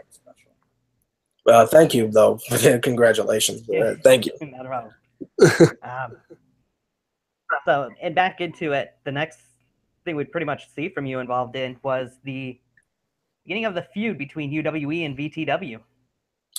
Yeah, it was like the Monday Night Wars recreated because um it was like okay, I had the idea with some of the guys. I'm like, okay, we're gonna do a little UWE crossover, but we're gonna make it a little different, and we're gonna do UW versus VTW because it seemed like only VTW guys were making it. Right. And I'm like, all right, let's do UW versus VTW. We go down to Fury, and I'm like, I'm trying to pick a fight with them, and I'm like, you know, at the Rumble, I get booed. Kevin eliminates me. I go right after Dustin, and I slap him right in the face, and he gives me the ward chop twice. And Right. and people are like, when I came out, I looked Dustin in the eye, and people were like, whoa, you know, like there's something there with Creed and Dustin, like that's new. And he was doing the Man of War thing. So it's like the gladiator versus the king. And it's like, Yeah. oh, man, there's something there. And then especially with the war chop, it was like, yeah, there's something there. So he goes on to fight Rick at Fury, a match that I wanted to see for a while. I get the first-hand seat at it. And after the match, I get in the ring with him. And I'm like, and then all of a sudden, people that I would feud with would agree with me. Like, it was like the Wyatt family, just everybody whoosh, comes in. It was like the Nexus, and we just cornered him. And then Aaron came in with the pipe, and then all of a sudden, I'm like, you clear your hounds, I'll clear mine. We make this a match. Crossover Crisis, Creed versus Reagan. And, you know, and Dustin said one condition, I want Somas. And originally it was going to be Dustin Somas at Crisis, but then it turned out that it was Creed and Dustin at Crisis, and we had Dustin versus Somas on the Lockdown, which turned out to be an incredible match.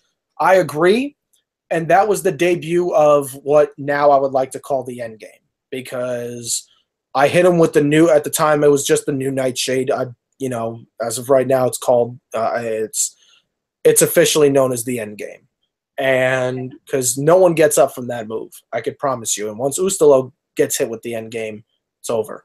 So I hit him with the End Game, and then it's UWE versus VTW, and I create this war that it's ironic that UWE stood together in the war with VTW along my side up until the battle itself, because then Lockdown comes out and I created this war, and then my battalion is nowhere to be seen when VTW invades. So it's like VTW attacks and this so-called brethren is not there. So it's like, that's when I'm like, you have no idea what you've just done. Like, I'll fight this war and I'll win, but I can promise you it's not going to be your victory either. It's going to be your ultimate defeat. And I felt stabbed in the back. It's like, after everything that we've done, when it comes to it, we are the UWE. So, Right. For them to not be there when I was in time of need, the UWE is a brotherhood. No, not after that. That's unforgivable. So Yeah. I think we're gonna have. I think me and Angelique Stark are gonna have to do what needs to be done, and we're gonna have to press the big red button. It will be the greatest thing to see. But Aaron Jones mentioned nice pictures beside you there on the wall, other than those three letters. Yes. Yeah. I best in the yard. You know, that was a very special gift that Aaron gave to me, and I held it. You know, got it up there. And you know that was a match I'm very proud of. You know, that was a lot of fun. It was amazing what we were able to do with Best in the Yard too. You know, the champion of champions. It was very special. Delve into here in just a little bit. But since we're on the topic of Crossover Crisis, we gotta get into the controversy of Crossover Crisis and what led into the event before we go any further. Originally, it was supposed to be you and Jason Walker at Crossover Crisis. What happened? Originally, it was. And what happened was that Jason would get a little picky. Jason would tend to try to make it all about him, as he usually does. And that's just the way Jason Walker is. You know, Jason Walker is selfish, and he takes an idea and he wants it to make it about him. You know, Crossover Crisis was what I thought was the war between underground wrestling entertainment and vintage technical wrestling. And then it changed because Jason Walker wanted to make it about Jason Walker. And I had to do what was for the greater good of the UWE and what was for the greater good of VTW and what was for the greater good of Crossover Crisis. And instead, I had to make it about the leader of the UWE battalion, myself, against the leader of the VTW battalion, at the time being the VTW champion, Dustin Reagan. Of course, we couldn't do champion versus champion because Dustin versus DeChico was to be set at a later date, Best in the Yard.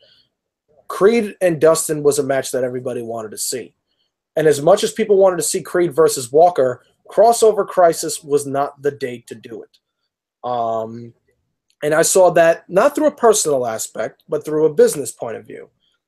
You know, this is a show that is strictly about UWE facing VTW.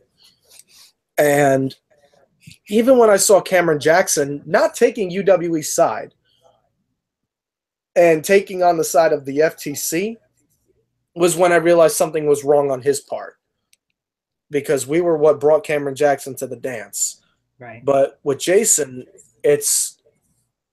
there was no turncoat story like it was with the CJE. You know, with that, it was Jason wants to make it about himself.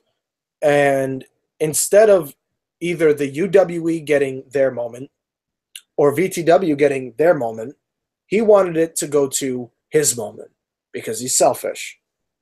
And for that, we couldn't have allowed it. It was a group decision. Was it my final order? Of course. But it was a group decision. And everybody agreed upon it. And for some reason, once again, as I said, it was a group decision. The UWE puts the heat on me. So not only am I getting the blame for Jason Walker's banishment from Crossover Crisis, but I'm also getting attacked by VTW without UWE's rescuing. So now I find myself at 2 endgames. And right now, as far as I'm concerned with Jason, I don't even need to play the game because he's destroying himself. You've seen reality. Right. His time is drawing near, and I promise you it will come to an end for Jason Walker, whether it's at my hands or his own. But he has to follow the light in order to get there. But for the UWE, there's egos that have to be dealt with, multiple egos. You can't just shut down an organization without some sort of power, like I did with the live stream. Right.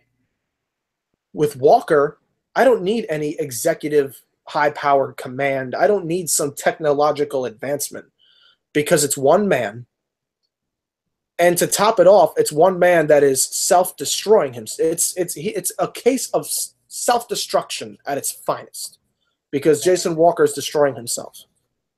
So I don't even need to end Jason Walker, because either I already have, or he's just finishing what I've started. And he's doing myself, the Backyard Wrestling universe, and most of all, he's doing himself a favor, and he's destroying himself. And last but not least, the UWE, well, like you said, that comes into a different time. You asked about Jason. Do I feel sorry for him? No. I think, as a matter of fact, after everything he said, and after all the blame he's put on me, making me the villain, I'm not a villain, Tony. I'm an honest man. We've had a good 2 hours. We've had a good talk. You know me. You know who I am. Jason Walker wants to paint me out to be this tyrant, this person that decides who goes where in life, and I have the gavel's call. Nice. And I use it in an abusive manner, and that's not the case. I did what was right for Crossover Crisis. I did what was right for Dustin Reagan, VTW, and UWE. And I still, I get mistreated. Right. So if anyone wants to know why I've created the end game for the UWE, it's because you don't put me in the crossfire without me firing back. I don't forgive, I don't forget. And if you try to deceive me, I will make sure that you will never, ever forget it. And so I have to kill my own creation. And I'm fine with that, because as you can see, I have a new job. I have a new life. I don't need the UWE. They need the UWE. I don't need the UWE. I have everything I need. So if that's a problem for Dirty the Chico, if that's a problem for TJ Sakara, if that's a problem for Jason Atlas, if that's a problem for Ustalo, then maybe you should have actually come out and defended your brother. Because now we're going to see Kane finally killing all the little Abels in UWE.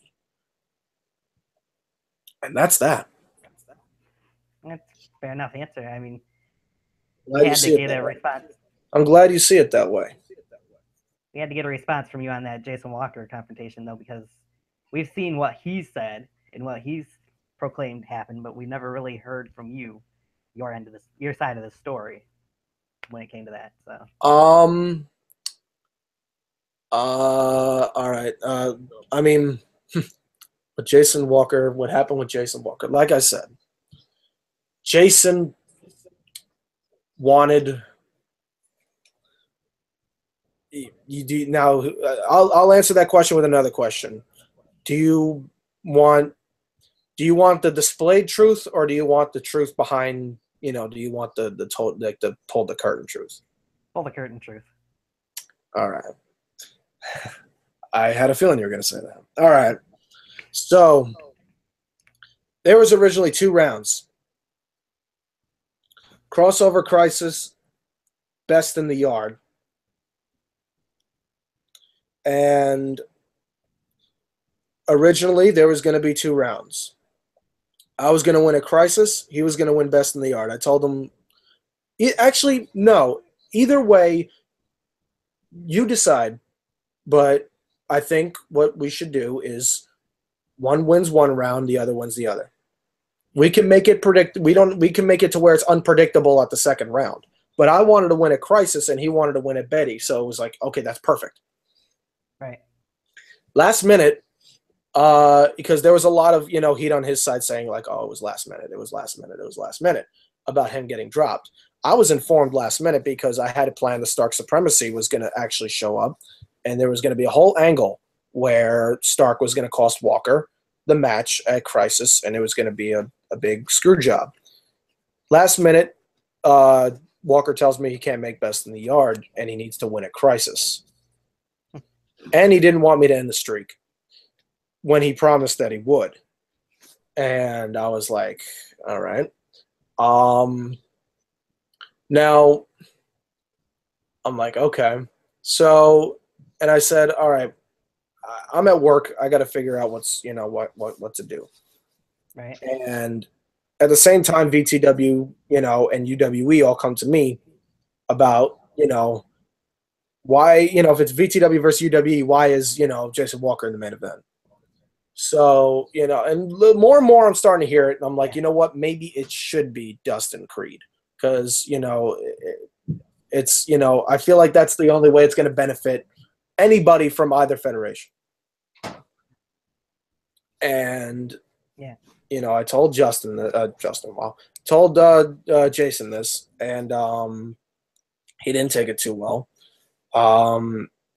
And it was now on a legitimate, side, it was poor planning on both ends.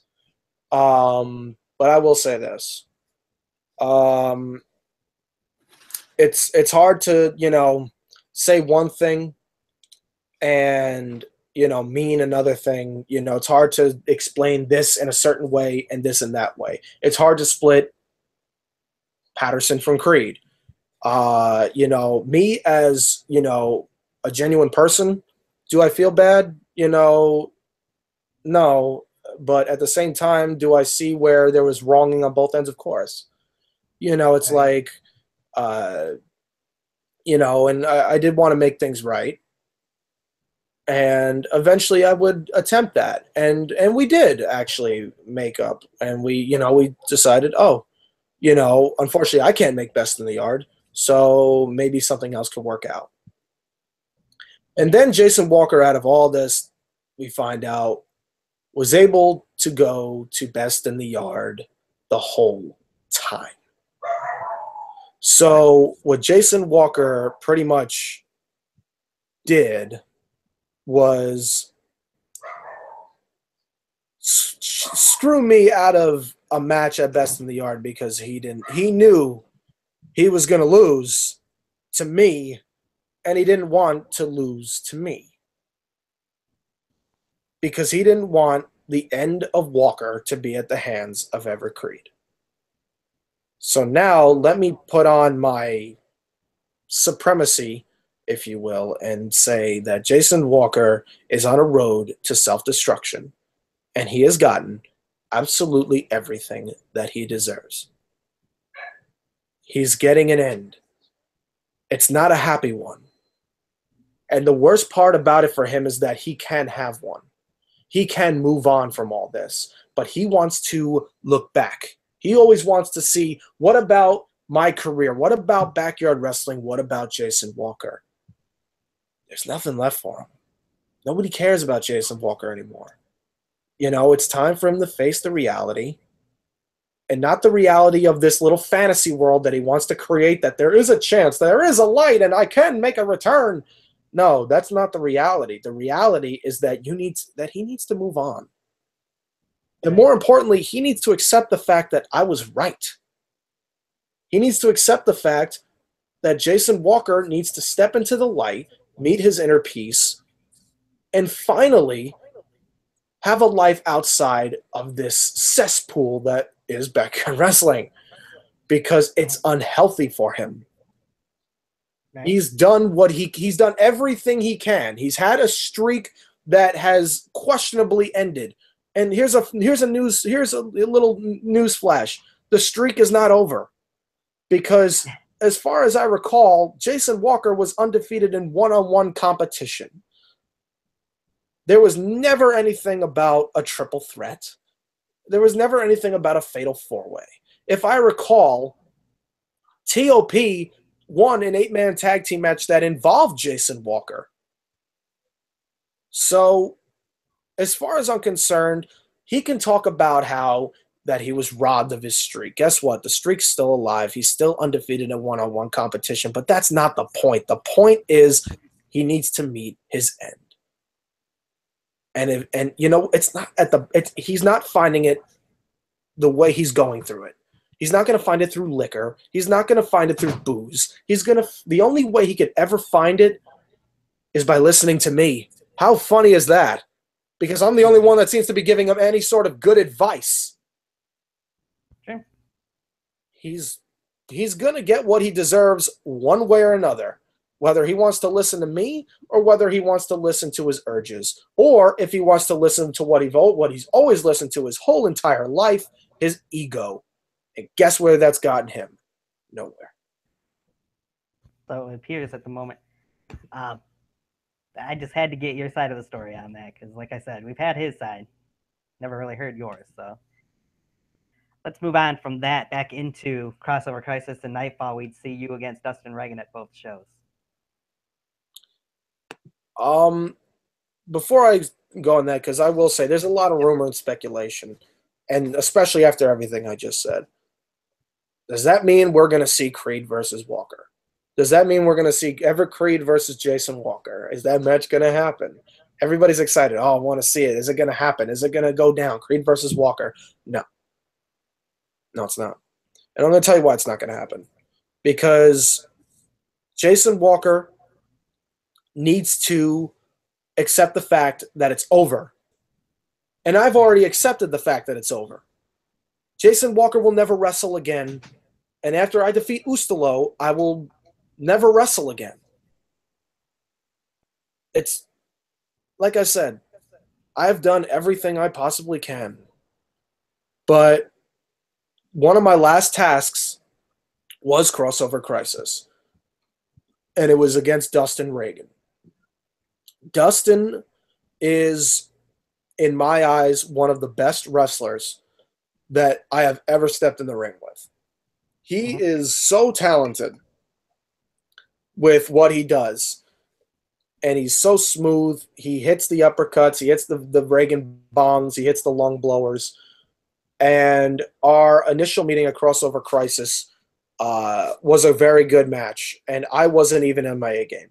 I had to go to work that night in New Jersey. I had to make a 2-hour I had to make a 2-hour commute, but I wasn't 100%. I even got injured in that match, giving him the end game, the first one. But in the end, it would turn out we still had a great match. I would hit the deep six, which I call now the Deep in the River sticks. Credit to just J Joker Designs for the name. He would hit the lung blower, and then REF in the end. REF would be the one to help out his flesh and blood. And like I said, Black and White was all my instrument to begin with. It was an insurance policy. And REF was working for the Stark Supremacy the entire time. What was REF for? To keep Cameron Jackson at bay, which he did very well. And it was the ultimate surprise. I loved coming out as Hades, the tribute to Hades, with the blue hair, the god of the underworld, the god of the underground. And that also got under the skin of a lot of fans because people saw Cameron Jackson as God. So it's like, when I came out as God, it got under people's skin. You know, everybody says Cam's God, all that. It got over.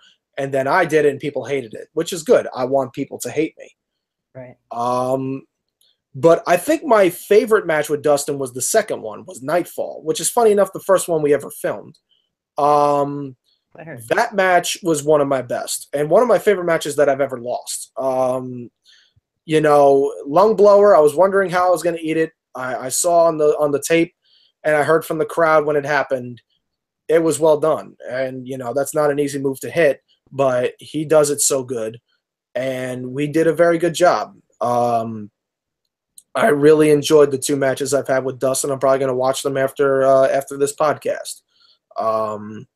You know, I could not be more proud of the matches I've had with the Man of War, and to where one was even its own episode. I was very proud, and I even shook his hand at the end because I don't do that with a lot of people, but when I do, it's because you do have my utmost respect, and Dustin does have my utmost respect.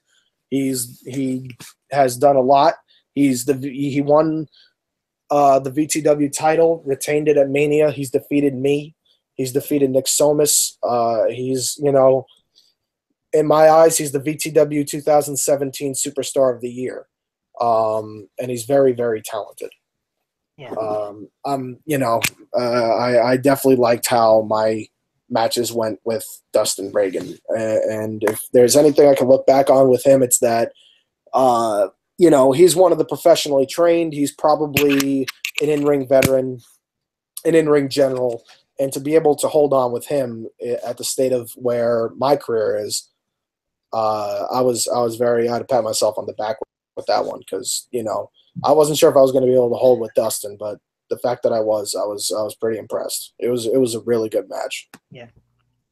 Now, off of those two matches that you had with Dustin, we've seen you over the last couple months kind of have feuds with the new breed of UWE. Yeah, I've had my wars with Revan. Revan wanted to redeem himself, and he got lucky. But the thing is, at the same time, Revan also faced me at a time where I was already primarily focused on another objective. So if that means Revan got his what he was looking for, then you know what? Good for Revan. Is it going to last? No, because guess what?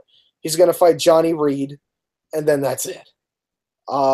Jason Atlas, same thing. I fought him at Thunderstruck.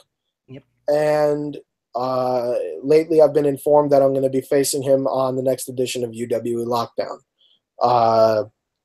Jason Atlas is somebody that wants to point fingers, like Jason Walker. I don't know what it is about the Jasons, but apparently they love blaming me for when things go wrong with them. So, but nevertheless, Atlas is another one that needs to be taught, and I have a little bit of a surprise for Jason Atlas on our match for UW Lockdown. And, of course, there's always the other one of the new breed. But yeah, and when it comes to Jason Atlas, of course, can't go without mentioning he has never defeated you in one-on-one competition either. No, he hasn't. He's tried on many occasions, but he's failed. And I can assure you that on UW Lockdown, he will fail again. Atlas, whether he's now the one-man mosh pit, whether he's the disease, it does not matter. Jason Atlas can blame anyone else for his insecurities, for his failures, but the only person he can truly blame is himself. And the only way that Jason Atlas could ever possibly heal is to move on, which is the gift that I'm going to give him when I defeat Ustalo at Endgame. Which kind of brings me into that Endgame. We've seen most recently UWE Lockdown 54 was supposed to be live streamed. However, as you mentioned, somehow you managed to stop said live stream from happening. Nobody seems to be taking me serious when I said the UWE is coming to an end. Everybody's wondering, how is Everett Crede going to end UWE? What is the ball game? How is he going to do it? Last week on Lockdown, I got access to the live stream, and I also got access to the account. So pretty much what would go down is that the access would be in my vicinity. So people don't want to take me serious. Well, guess what? No live stream. Now you know how serious I am. I can shut down the UWE right now if I really wanted to. But I want people to see the look on their faces when Ustalo, who is this so-called hero, the self-proclaimed Messiah in the flame, fails. And when he is flat on his back and he lets everybody down. I want to see the disappointment in everybody's faces as they look at Ustalo and they said, "You didn't do it. You didn't get the job done." Because Ustalo is a boy playing in a man's world. Ustalo has had the underground title. Other than that, what has Ustalo done? Who is Ustalo? Who the hell is Ustalo? He has not done anything anywhere to the level that I have. I have co-main evented Best in the Yard twice. I have been a UWE World's Heavyweight Champion. I have ran the UWE as the CEO. I have ended the career of Jason Walker. And I have gone on to face backyard wrestling icons like Dustin Reagan, like Tyler Storm, like Aaron Jones, like Corey Graves, even like Drew Hood. You want to talk about Dustin Reagan and Drew Hood being the two biggest names? Guess what? I've beaten both of them. Okay. I've beaten both of them.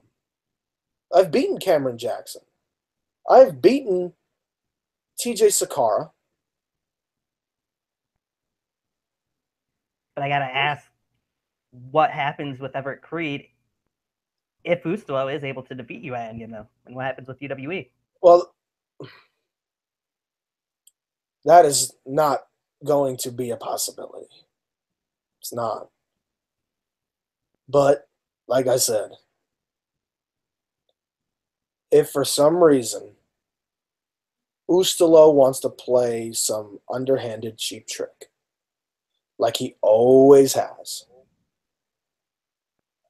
this dream world that Ustalo has been living in is going to turn into a nightmare. Because guess what? I'm not the only one that wants UWE to gravel at his feet. I've said if I'm not going to end this game, Novin would. Yeah. And Novin's a little less forgiving and a little more creative with punishing the human body than I am. Look what he's done to Lips. You know, but even despite that, I don't even need Novin. I don't need Novin. All I need is for them to know that once again they have made the ultimate mistake, which they're not going to make. It's already been set out in May of 2017. A fallout occurred, and that was it. That was the end. No one appreciated what I did, and I pulled the plug. The UWE is over. It's just that everybody has yet to see it. It was the biggest backyard wrestling league of all time. It was bigger than VTW. It was bigger than any other federation at its time. But there was nothing else that we could have done. There was nothing else to do. Once VTW got their ring, good for them. But we don't need to compete with VTW. If we can handle our own with VTW when we have a trampoline, just imagine if we had the squared circle. But the fact is that it's VTW's moment now. They've done enough. They deserve the limelight. UWE has done everything we possibly can. I have created experiment after experiment. Like I told Novin, experiments. And some turned out to be mutations, like Lips. But the fact is that I've done everything I can with the UWE. And it's gotten me a job. It's gotten me a career. And now I have a life. And now I am going to have a life shared with a beautiful woman. Right. The thing is that the UW's time is over, whether Ustalo wants to accept that or not. Everybody else has, and now they want to say that Ustalo can do this because they have some little bit of false hope. But it's not going to be good enough because Ustalo has never been in the ring with anybody like me. And he's going to learn real quick that he was just a boy in a man's world, and I'm going to take the phoenix and I'm going to clip its wings, and I'm going to put the fire out. All right. There's still a couple crossover events I want to get to, but I got a few fan questions that Of were course. sent in to ask you first. One person asked me, why did you choose The Night by Disturbed as your theme song? Wow, that's a good question. I chose that in 2008. And I just loved the bridge of the song. You know, right where it begins when I come out. The begging the question why, the saving me from all that intro. I was like, wow. And for the longest time, I was trying to find the meaning of the song, and when I found it, it just spoke to me, and to the feeling of that side of you that most people fear. I choose to embrace. Right. And that became my anthem. And now when people hear that song, even when it doesn't have to do with wrestling. They hear that song and they think Everett Crede. Sure. That is a mission as a superstar with a song that wasn't made for them. If you hear a song on the radio and you think to themselves, that's so and so, then they succeeded. When people hear The Night by Disturbed, they think Everett Crede. And that's a very, I feel very confident in that, but at the same time, on the other side, I feel very humbled by that. So I think that is really cool. But I chose The Night by Disturbed because I do feel it is an anthem deep within. All right. Good response to that. Another fan asked, would you ever consider doing a live wedding ceremony? Oh my God. It literally, as soon as the post went up about us being engaged, someone asked about the live wedding. No, we're not going to, we're acknowledging that me and Angelique are acknowledging that we are an engaged couple, an engaged partnership and relationship. But as far as it being the cornerstone of a storyline, we're not going for that route because that's a personal thing, and it's like this is our lives, and we don't want to make our real lives a part of a backyard wrestling storyline. That's just not we're not really for that. I mean, and we've talked to Ustalo personally with this Endgame feud. If you want to mention oh, the Stark Supremacy is going to go down, you're going to realize your future husband is going to lose. That's one thing, but it's don't go with the whole oh, the relationship's fake, or like you can have a better man in your life. Well, that's we're not going to do Edge and Lita. We're not going to do an Edge and Lita. We're not going to do even a Miz and Maurice. It's right. Maybe like the Authority, but with our own twist. No one ever really questions Triple H and Stephanie's marriage. They mention, oh, your husband may be afraid, but not your wedding. Your marriage is fake, and that's you don't screw with the king and the queen, especially about their throne. And the thing is that more importantly, we don't want to bring that personal side to the screen. I feel like that's I feel like that's very low, and it's like we don't need to, Yeah. we're more focused with Angelique Stark and Everett Crede. We don't want to bring Angelique, we don't want to bring the real her and the real me on the screen, because that's something that is more intimate with us. But it's a great idea, but we've seen how weddings go in backyard wrestling, and they don't go so well. If you don't believe me, ask Joe Cool. So I think that's we don't need a wedding on Okay. screen. Off screen, we're thinking of a date. All right. Another question was, who do you think should be the superstar of the year in backyard wrestling? Oh, now we're talking different company. I said VTW alone, Dustin Reagan. All right, I'll give you this. I'm going to give you a couple. I'm going to give you three names because I think these three names are the three most worthy names of Backyard Wrestling Superstar of the Year. Dustin Reagan, Rick Rios, Novin. Those three have done more than anyone else in 2017.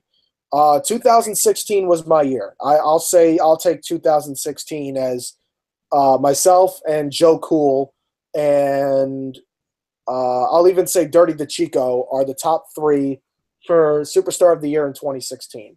2015, hands down, Cameron Jackson. But 2017, I'm going to say Rick Rios, Dustin Reagan. Dustin has, in this year, become the VTW World Heavyweight Champion. He's monitored the Reunion Rumble. He has retained the VTW title in a Fatal 4-Way in the main event of Mania. Sure. He has defeated the likes of myself on Nightfall, and he has defeated Dirty DeChico at Best in the Yard. Yep. And he has also been one of, I believe, 3 men to have defeated Novin. in a casket match.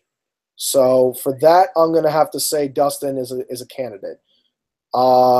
Rick, I think, deserves that quality because what he's done this year, he has what he's done so far in BEW has been pretty impressive.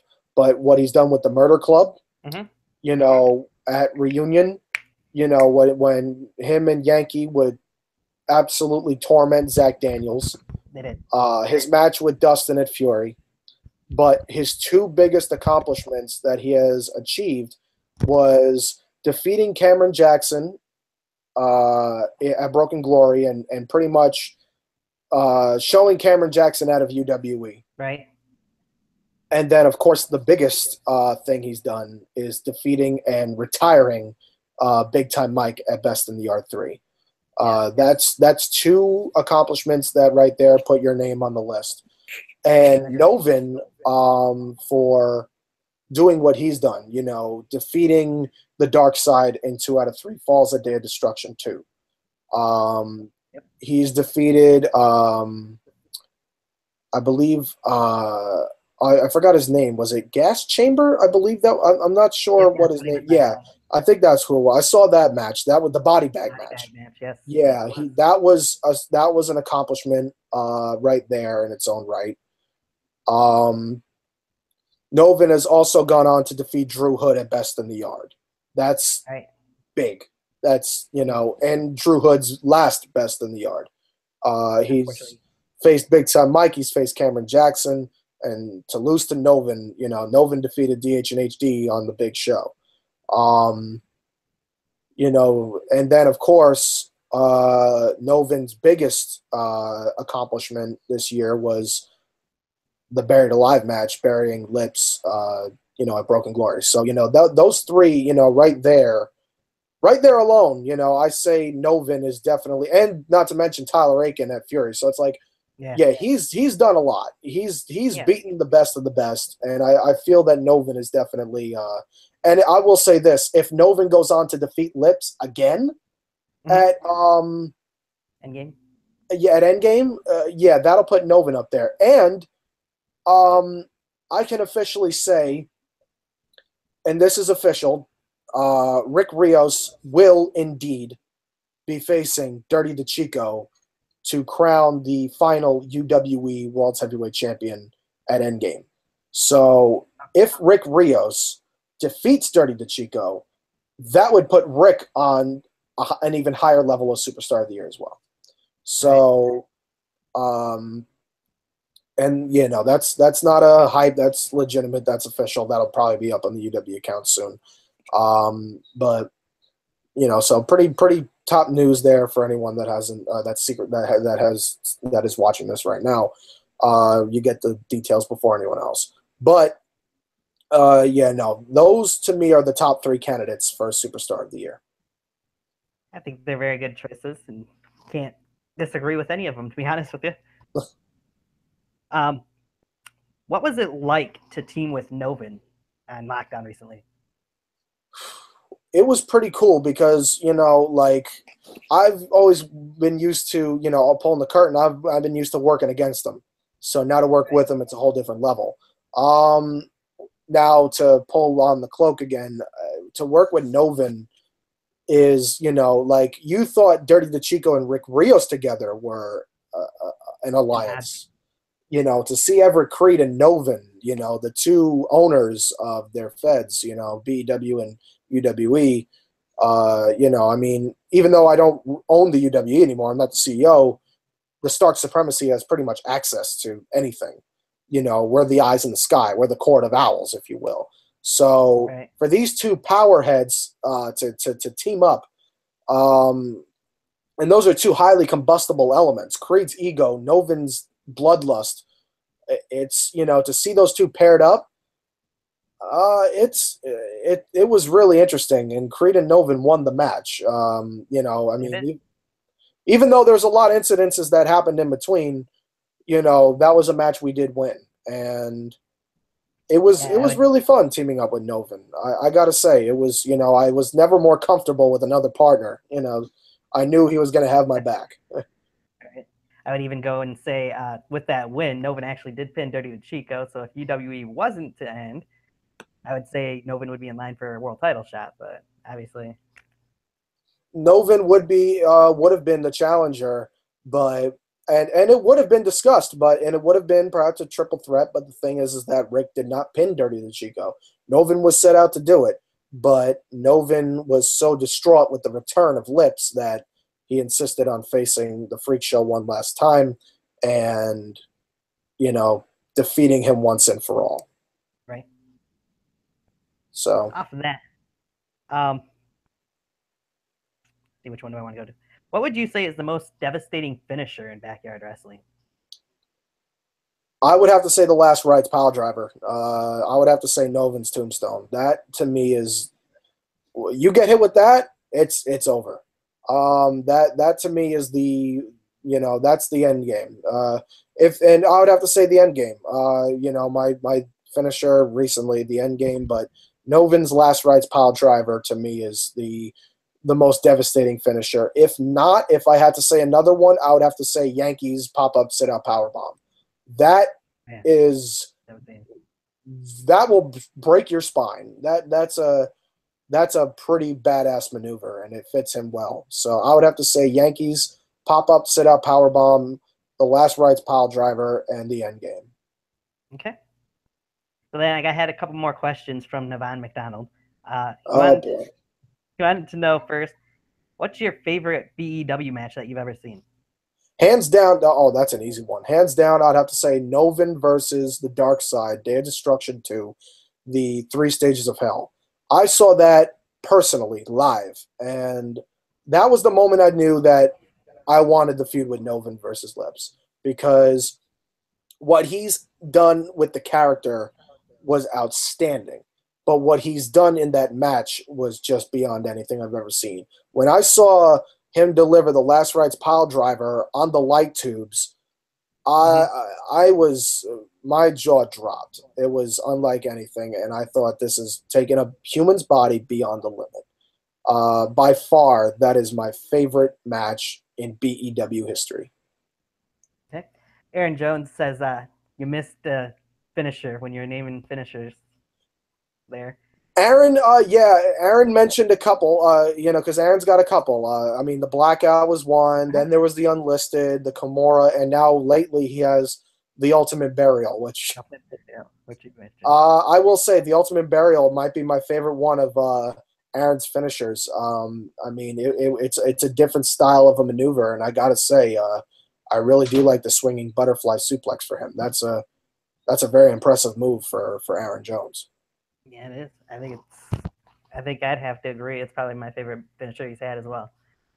Um, Devon's other question was, what are your thoughts on his feud that just wrapped up after about a year story between him and Avery Hoke? It's a shame we didn't get to see it at Best in the Yard, because I feel like that's what everybody wanted to see. I don't know why it didn't go down. I know Navan was very disappointed, but to see it actually happen was amazing. To see it happen at Turbulence, we got to finally see Navan McDonald versus Avery Hoke. I thought the El Kabong was happening, and I was scared. I was scared. I've worked Avery, and that was so much fun.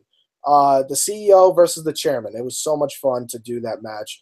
And for the longest time, I felt that was the best match of Avery's career up until this match with Navan. Mm-hmm. And they gave it their all. And I never want to see Avery do a choke slam again. But goddamn, and I've been in the ST Avery. That's not fun. So it's Navan kicked his head clean off. I see. I'm getting out of work, and I put on the match after my shift, and I see Navan clean his head off with the boot, and I'm like, oh my Right. god! I'm like, he cleaned his head off. That boot is the best boot in the business. So it's like, I saw Navan pull that off, and I'm like, oh my god! So yeah, that was an incredible match. I wish I saw it at Best in the Yard, but it was still incredible. All right. We got a couple more fan questions here, real quick. Two more. Yep. All right. First one was, what are your thoughts on Cameron Jackson leaving UWE and going to VTW? I mean, I can give you the Everett Crede answer. I can give you the Everett Patterson answer. I can give you. I could tell you that he's selfish. I could tell you that he thinks that he's done everything in UWE, and now he thinks he's better than everybody, and he wants to go to every federation possible. But at the same time, I can tell you that, for real, I mean, I'm happy for him. I knew he wasn't at home where he was, and Yeah. he still wanted to keep his backyard wrestling career going. And he knew the UWE was coming to an end because he knew I was serious. He knew the end game. He knew Usula wouldn't stand a chance. So he went to Carolina and he wants to keep his career going. That's good for him. And, I hope he does good things in VTW. I hope he's happy. In real life, of course, I, miss seeing him. But it's good to know that he's doing good for himself, and it's good to know that he's living his dream. And I just hope the best for him. I hope he's doing good job, good living situation, and it seems like he is. And that's the best thing you could ask for. Right. That last question I'll get to pretty much when we close up here. I will say though, one more thing though. Yep. My unfinished business is Cameron Jackson. And if there ever is a time where Everett Crede comes back to the ring and Cameron Jackson is in that same yard, I think there's an end of an era that's calling about. And I think both of us need to finish what we started. And could that happen? I'm not saying it's not likely, but if fate pulls those cards and it turns out to where we're in we find that opportunity, it will be seized. I can tell you that, but that's not a definite, but it would be interesting, and it would be the last bit of unfinished business in my career. All right. So we kind of skipped over them. I want to go back to a couple crossover events. First one I'm going to touch on is WrestleCon from last year. We kind of talked about Lips's foray there, but you didn't mention you had a match with Spartacus Jackson at WrestleCon last year. Yes, I did. What was that experience in that match, the build towards it like for you? Oh, the build was so different. It was like he had this thing with Cam, and I was very impressed with it. And immediately, he goes right into me. Like immediately, Cam's going out doing something, and he's like, doing his thing, and then he just says Everett Crede, and I'm like, oh, you want to play? All right. And then he actually leaves as I invite him in the Creedcast. He actually leaves my podcast as a spit in the face, and I was heated. It got into my head, and I would challenge him to he would challenge me to a match at WrestleCon. I'd accept. Shavardakis was the biggest star in APW in my eyes, other than Corey Graves and Jason Walker. I really saw potential in Shavardakis. Sometimes his showboating would get a little too far ahead, but he was very talented. I loved his theme song, and I really enjoyed that match. I will say that was a great match, and I wouldn't have wanted to face anybody else on that show. Right. Everett Crede versus Shavardakis Jackson was a match I wanted to happen. That I did want to happen. That's something I wanted to see. That's something that I did want to do. That was something I did want to do, and I was glad that it did. I was very happy that I was able to face Shavardakis Jackson at WrestleCon, and in my eyes, he was one of the biggest names in the whole show. He's the first APW champion, and it was a lot of fun facing Shavardakis. Right. And I'll get back to WrestleCon here in a little bit, but let's talk about your first Best in the Yard match here real quick that you had with Tyler Storm. Tyler, this is around back when I was CEO. Tyler wanted another one that wanted to call me out, and pretty much it was order versus chaos. And I did the interview, and I said that, if chaos emerges victorious, you're gonna be the ones that fall. Right. You need me to win this match. And, he possesses the key to Creed, and he's inviting me to Best in the Yard. And I'm like, you have no idea. You have wrestled in VTW, and you have no idea what you're in store for when we come down. You have no idea, Tyler Storm, what you're in store for when I come down and when we fight. And when I was coming out, it was special. When I got in that ring, it was special because it's like, here I am, here we are. We're gonna make magic happen, and we did. And anything I've learned from that match is that you just got to let it. No, don't plan on the big stuff. Just the things that are natural.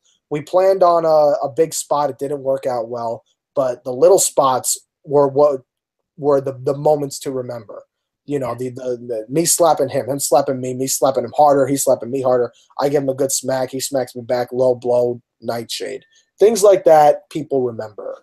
And it was and I told him beforehand, what you should do is I got the idea from Halloween when Michael Myers, the Rob Zombie make, when he's beating up the bully and the bully's like, please stop. And he looks at him and he puts the mask on and finishes the job. I said, when you have me set in the chair, grab your mask and put it on your face and then hit the stomp. It'll be much more symbolic. And he went with it, and it looks so good. Nice. And I was really happy I really liked how that match turned out with Tyler. It was a lot of fun, and we had a really good time. And I would say one of the things that kind of helped lead into that, and kind of was a little bit of symbolism, you actually wore the mask in one of the promos leading into that match. I did. It was, there was a lot of, I did wear the mask, and I would don that mask a couple of times, actually, with, warning Jason Walker to stay out of my way. But, with, as far as Tyler went, it was good. I really enjoyed, letting Tyler know this is a fight you don't want, but you be careful what you wish for. And now you want Everett Crede. You got him. You got the real Everett Crede. Mm-hmm. And I think when I fought Tyler Storm, that was the first time ever in backyard wrestling that I felt like Everett Crede. Like, I'm like, okay, I know what I want to be. I know who I am as Everett Crede. That was the first match as Everett Crede where I was like, okay, I enjoy playing him now. It doesn't feel like a Jericho knockoff or a Vince McMahon knockoff or like I'm lost with him. That was the first time I actually enjoyed playing as him, and that was the first time I really enjoyed being Everett Crede. All right. And then obviously we'll move into Best of the Yard too, which kind of at WrestleCon Started. I guess you would say build it towards it, yeah. Hit Corey with the fire poker, and I knew the inevitable that Corey would retain. Corey was the most dominant in APW. Aaron would somehow become VTW champion, and I knew I would carry my end of the bargain. And right. Originally it was going to be for a backyard wrestling briefcase, and I'm like, that's not going to work. We got to make it like Champion of Champions or something like that to sell it. Okay. So, and especially since we were all heels at the time. But then Aaron turned, so I'm like, okay, that's a good thing, because now that gives people, someone to root for. Yep. I was originally set to win the match. I was originally set to go over, but I was supposed to go over against Corey. I was going to lock him in he was going to hit the oh my God, what does he call it? The left lane. He was going to hit the left lane, and I was going to land on my feet and set him up in the Genesis device, and Aaron was on the outside. Corey was going to tap to the Genesis.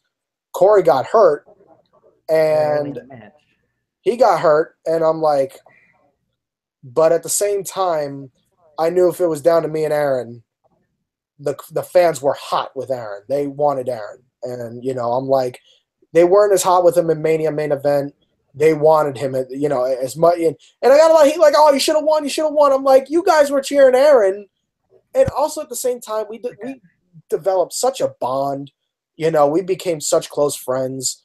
and I confided in him with a lot of stuff with Ange, and like our friendship developing, and he was really someone that I could solely trust because he was outside the circle. So I was really like, okay, I really, and he was, confiding in me too with stuff, and we really grew a bond at reunion. The first January, and we were like, let's do this, and more and more, I just grew respect for him, and like. And then at Best in the Yard, when I hear the every stitch represents a soul, and I see him walk left, walk right, I'm like, okay, it's on. It's like, and I knew exactly how to start the match. I'm like, what are we gonna do? A triple lockup, a punch, punch. I'm like, we're gonna start this with a bang, ding, ding, ding, Nightshade right there on Corey, and it was like, whoa, like finisher in 5 seconds, like oh my god. And it got everybody. I hear Mike, he got him! He got him! And I hear Mike, and I'm like, it worked. And anytime you hear Mike say he got him, I'm like, it worked. That's a thumbs up right there. So, and I look right, and I debuted the man bun there. So, well, not the man bun. I would say my imperial locks. Man bun, I'll give that sole credit to Ecstatic. Yeah, no, he made that look good. I was trying to go for more, Viking. I was going more. He went with the bun. I went for more of the ponytail. I want to look like an Egyptian pharaoh. So, but in the end, I was like, you know what? I'm glad Aaron won because I feel like that wasn't, it just didn't seem like my moment. I was like, I'm thinking about, like, you know what? This isn't my moment. This is his moment. This is Right. He deserves this, and he's going to appreciate it a lot more than I would, and he deserves it, and I still say that to this day, like he deserves it, and I'm so glad. And everyone expected Crede to win, so it's like when Aaron won, everybody was like, "What? He won? He won? Oh shit! Ring the bell!" Like like. Yeah. So it was cool. It was really cool. I just said on one condition: you're gonna win. You're gonna do it submission. I'll tap. I haven't, my mission was with the Genesis. I want submissions to come back. So I said, if you're going to win, you're going to lock me in the Kimura, and I'll tap. I mean, that's my condition. He's like, sounds good. And I was like, all right, reverse the Nightshade. Reverse the Nightshade, which seems to be a common thing I say in a lot of matches, reverse the Nightshade. The best part is everyone reverses it in a different way. It's like everyone has their own way to reverse the Nightshade. All I have to say is reverse the Nightshade and just let the magic flow. So D-Lock kind of goes into the next part because obviously Best in the Yard 1 and 2 we talked about, so you got to go into Best in the Yard 3. But he's wondering if you've heard about the fight between him and Navan that weekend. No. What happened? There was a fight with D-Lock and Navan? Yes. Behind the scenes? Yes. What had happened they both probably could tell it so much better than I could. But this is news to me. What I heard, it was I believe the day after they had taped Best in the Yard, or the night of, one or the other. D-Lock was putting his finger in Navan's face. His figure? Which finger? Oh no, not the finger. That's how it started. Because I remember Rick was doing the finger with the promo. He's like, "Get your hands off of me, boy!" Like, that's how it started. That's how pretty much it started, and D-Lock just kept getting into Navan's face pretty much, and Navan ended up getting up, and they started brawling. And a bunch of the guys were inside the shed there at BTW rewatching Best in the Yard. All of a sudden, they hear kabang as Navan is driving D-Lock into the shed. Oh my god! Why am I not hearing about? I never heard about this. What? Yeah, it's on a couple of shows. You'd have to watch the one with Navan or one with D-Lock. I think they both mentioned it. But it ended up in a bunch of people getting involved in the brawl afterwards anyway. Oh my god! It's kind of their dark match this year. Oh my god! There's a dark match every year. It's always Cam and Mike like doing a kendo stick thing where they hit each other with sticks. They actually kind of brawl. They got into a brawl. Oh my god! Was it like a real fight, or was it like a pretend, like because sometimes they fool around and like Cam and Mike will be dropping elbows. Was that like did he really get into a fight? I gotta like message Navan. Like, hold on a second. Hold on. Yeah. No, this is ridiculous. I've never heard of this. Hang on. Yeah, it happens. This really. Hang on a second. By the way, I am wearing pants. I'm wearing shorts. Hang on. It's just hot in my room. You're good. I just got a text from my boss. All right. So hang on. This is going to be a little impromptu here, if you don't mind. I've never heard I of don't this. mind. As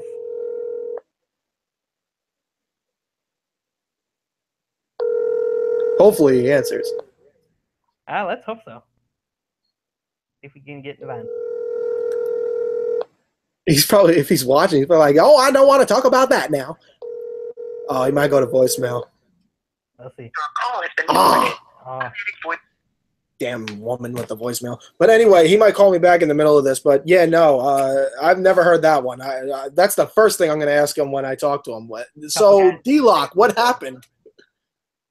Oh yeah, my but- God, that's ridiculous. I've never heard of that. Nobody's told me that. Like, Yeah, it was quite a bit of fun from what I heard. A couple people went through tables and oh my God, I heard Drew got hurt.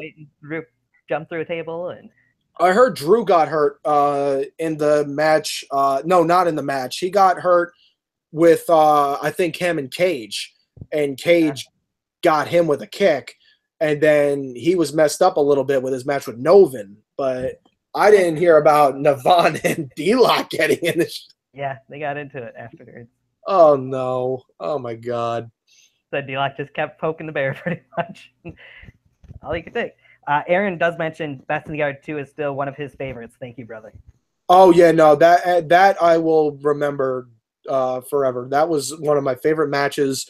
Not only because it's best in the yard, but anytime I face Aaron, it was always special. And you know, I got my receipt at Thanksgiving Thunder, you know, and I got the win there. But it was, you know, I still remember best in the yard, and it was still a lot of fun. It was very special.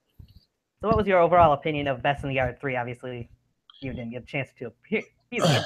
Yeah, I was with my fiance that weekend. I wanted to be there for her, you know, because I didn't want to leave her alone that weekend. We were just, you know, dating, and you know, it's like, and then there was other stuff going on too with work, you know, because then it was like I had to literally fly out on a Friday night, come back on a Sunday night. It would have been way too hard.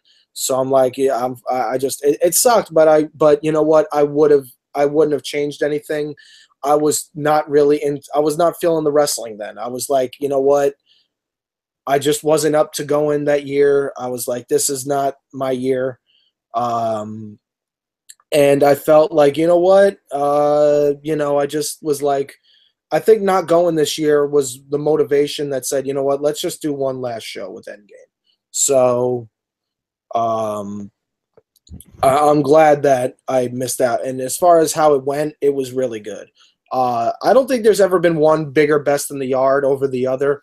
But I will say this year there's been a lot of good matches. The triple threat was incredible. I really liked Rick and Mike's match. Really liked Yankee and Zach. Cam and Cage was very good. My favorite would have to have been Novin and Drew. Rick and Mike is also another favorite of mine. And if I had to say one more favorite, it would have to be Dustin and Dirty.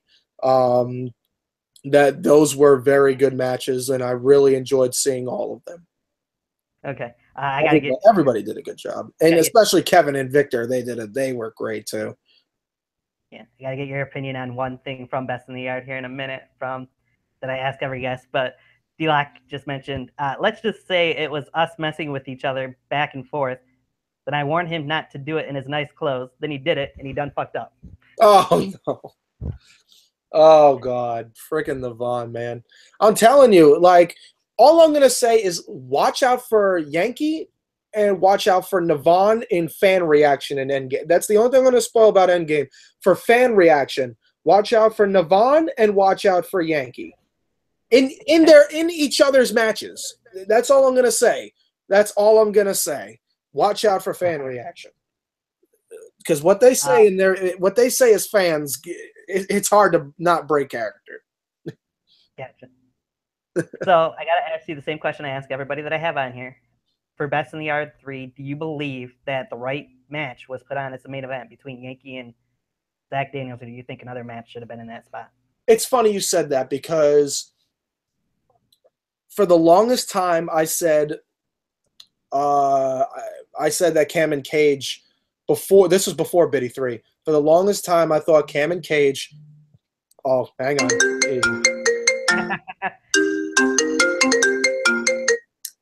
You're live. Hello. Everett. Yeah, guess what I just found out about? I'm actually live right now on the podcast with Tony Tiger, and guess what? Y'all still on there? Yeah, we're still on there, and guess what story he told me? What? Apparently, I didn't know this, but you had a little bit of a showdown with D-Lock at Best in the Yard. Oh God! Why are they bringing that madness up? It's just because Tony says, I don't know if you knew about this, but D-Lock and Navon got in a brawl. And I'm like, what? Like, I knew this is news to me. Oh, shit. Well, Everett, I guess I'm going to have to explain to you. I thought I did before, but I suppose I'll tell you now. Well, everybody was watching Best in the Yard 3 over, okay? We were watching the matches. I thought I'd step outside to get me something to drink, okay? And I wanted to be at peace at mind, get away from all the noise for a little bit. And then here comes D-Lock, okay? He'd come out and get him something to drink. And he looked like he was up to no good, just the way he was looking. So, long story short, he got in my face. He started talking shit, saying he can beat me and going on and on. Then he put that finger in my face. And you know how I feel about that. Yeah, no, that's a no-no. I remember from lockdown. He crossed the line. Okay.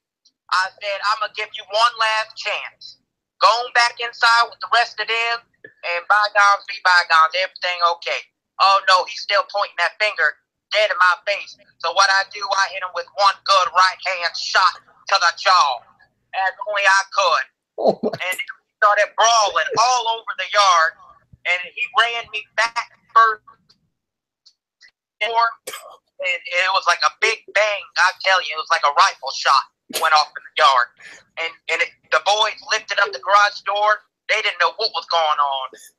They thought we were like, it was like a big mess, I'm telling you. Oh my And God. next thing you know, all the boys started jumping in and start fighting each other. It was an all-out war. Oh and my God. some of it got recorded. I can send it to you too. Oh God. Yeah, definitely do that. That I don't. It's like it sounds like a mosh pit weapon. Oh my God, unbelievable. Hopefully one day I'll be able to step in the ring with him and really teach him a lesson that he'll never forget. One day. That's that would sound interesting. Oh yeah. I can't believe you didn't hear about that. That was like one of the biggest things that happened Best in the Yard weekend. The third one, that is. Yeah. Yeah, no, definitely. No, that's crazy. All right, I'm about to finish up on the podcast, but yeah, don't let me hold you up. Yeah, I'm definitely gonna watch the whole thing. Right after this, I got SmackDown on. But yes, have a great night. I'll talk to you soon. All right, sounds good, Navon. All right. Love you, man. All right, love you too. Talk to you later. All right, bye. All right. All right. Apparently, just got an update. Randy Orton will face Sami Zayn in a match where Kevin Owens will be handcuffed to the ring ropes. Oh God. Oh jeez. Yeah, I'd have that on right now, but I don't at the moment. But that's okay. Me neither. Usually would. So I got a couple things left to get into here. The first part is one of my favorite portions of the show. I'm putting you inside an Elimination Chamber match. Who are the 5 backyard wrestlers you're going to be facing in that match? Okay, you're locking me in a chamber with 5 backyarders or pros? Backyarders. Backyarders. Okay. Lock me in with big time. Let's see here. Lock me up with big time Mike. Wait, can they be retired or have to be active? They don't have to be active. Okay, so Mike's out and Drew's out. All right, so No, they can both be in. They don't have to be active. I said. What? All right, all right. So Everett Crede. So I got 5. 5 others. Yeah. All right. Give me. This is tough. All right, let's do 3 heels, 3 baby faces. So Okay. let's do for 2 heels. We're gonna do Novin, and we're gonna do Yankee the Difference Maker. Okay. And for baby faces, we're gonna do oh boy. Let's see. Novin, Crede, Yankee. I think that's 3 good heels right there. For baby faces, let's put in oh boy. Let's put in Cameron Jackson. Let's put in oh man. I need 2 more. Let's put in Dirty DeChico, and let's put in did I say Dustin Reagan? I'll put in Dustin Reagan. All right. So out of those 5 guys, who's the last person you're eliminating to win the match? Oh. Let's see. If this is going the way I think, first man out would probably be. Oddly enough, the first man out would be Yankee, and the only reason that is because all 5 of the people would have to somehow team up on him. Okay. I feel like after that, I feel like Novin and DeChico. I feel like DeChico's going to pin Novin, and then Novin's going to pin DeChico. Like Novin's going to like attack DeChico after. Gotcha. So it's down to me, Dustin, and Cam. I'm going to say Cam hits Dustin with the Black Toad Splash, and then I pin Cam with the Nightshade or the Endgame. So Cameron Jackson. All right. So off of that, you get a championship match. I say at best in the yard because it's pretty much the WrestleMania. Who are you facing and for what title? And it doesn't have to be a current champion either. All right. So working for so pretty much I have to choose a best in the yard opponent for a title. Yeah.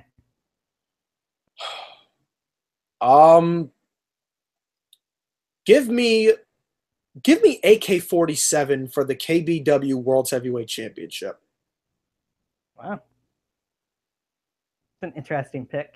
Yeah, because then I could say, actually, no, I can't. Because originally what I wanted was Mike to be in the Fatal 4-Way with us 3. Because then I could say I could have defeated the APW, VTW, and KBW champion in one shot. That would have been like my beating Austin Rocket the same night, like big accomplishment there. But I would say let me face AK-47 for the KBW title. All right. Which obviously isn't active right now, but that's not a problem. All right. If I have to go active, It doesn't have to be active. do I have to go active? You don't. All right. You never know. That title could appear again at some point. Yeah. Something I could talk to Cage about perhaps next week. Oh, you got Cage on. All right. Cage is going to be on, so probably next week, Thursday, 14th. Okay. There is going to be breaking news at the end of this one as well, because I got another guest who actually just confirmed will be on tomorrow night as well. Okay. Speaking of Cage. Anyway, so I had another person that asked, you kind of went over some of them. Any other memorable stories on the road or off camera that you'd like to share? Memorable stories off the road. And okay, I got one. Yeah, I got one. So we're on the way to. Oh God, I got. All right. All right, I got 2. And they're funny enough. One's on the way to Pennsylvania. The other's on the way to Carolina. We're going to. Me and Cam are going to Reunion, and we're in the car. We have to take a detour because the way into Claremont is through a town called Statesville. Big accident. There's a detour. We got to leave, and we got to go to a town called Boone. And we're just like, all right. And I'm like, Cam, where we got to go? Like, what town we going to? He's like, oh, here, sign for, is that Boone? Like, we just started laughing. We're like, man, if we didn't know we were in the South, well, like, I guess we're here now. And we're just like, yeah, we're going to go to Boone, so we're like, all right. And I'm like, and Cam's like, we got to find the guy with the deepest Southern accent. And we gotta call him, and we gotta get him to say the name. So we call Aaron up, and we call up Aaron. It goes to voicemail. We tell him we get detoured. He calls back in under 2 minutes. Hello? Where'd y'all detour out of?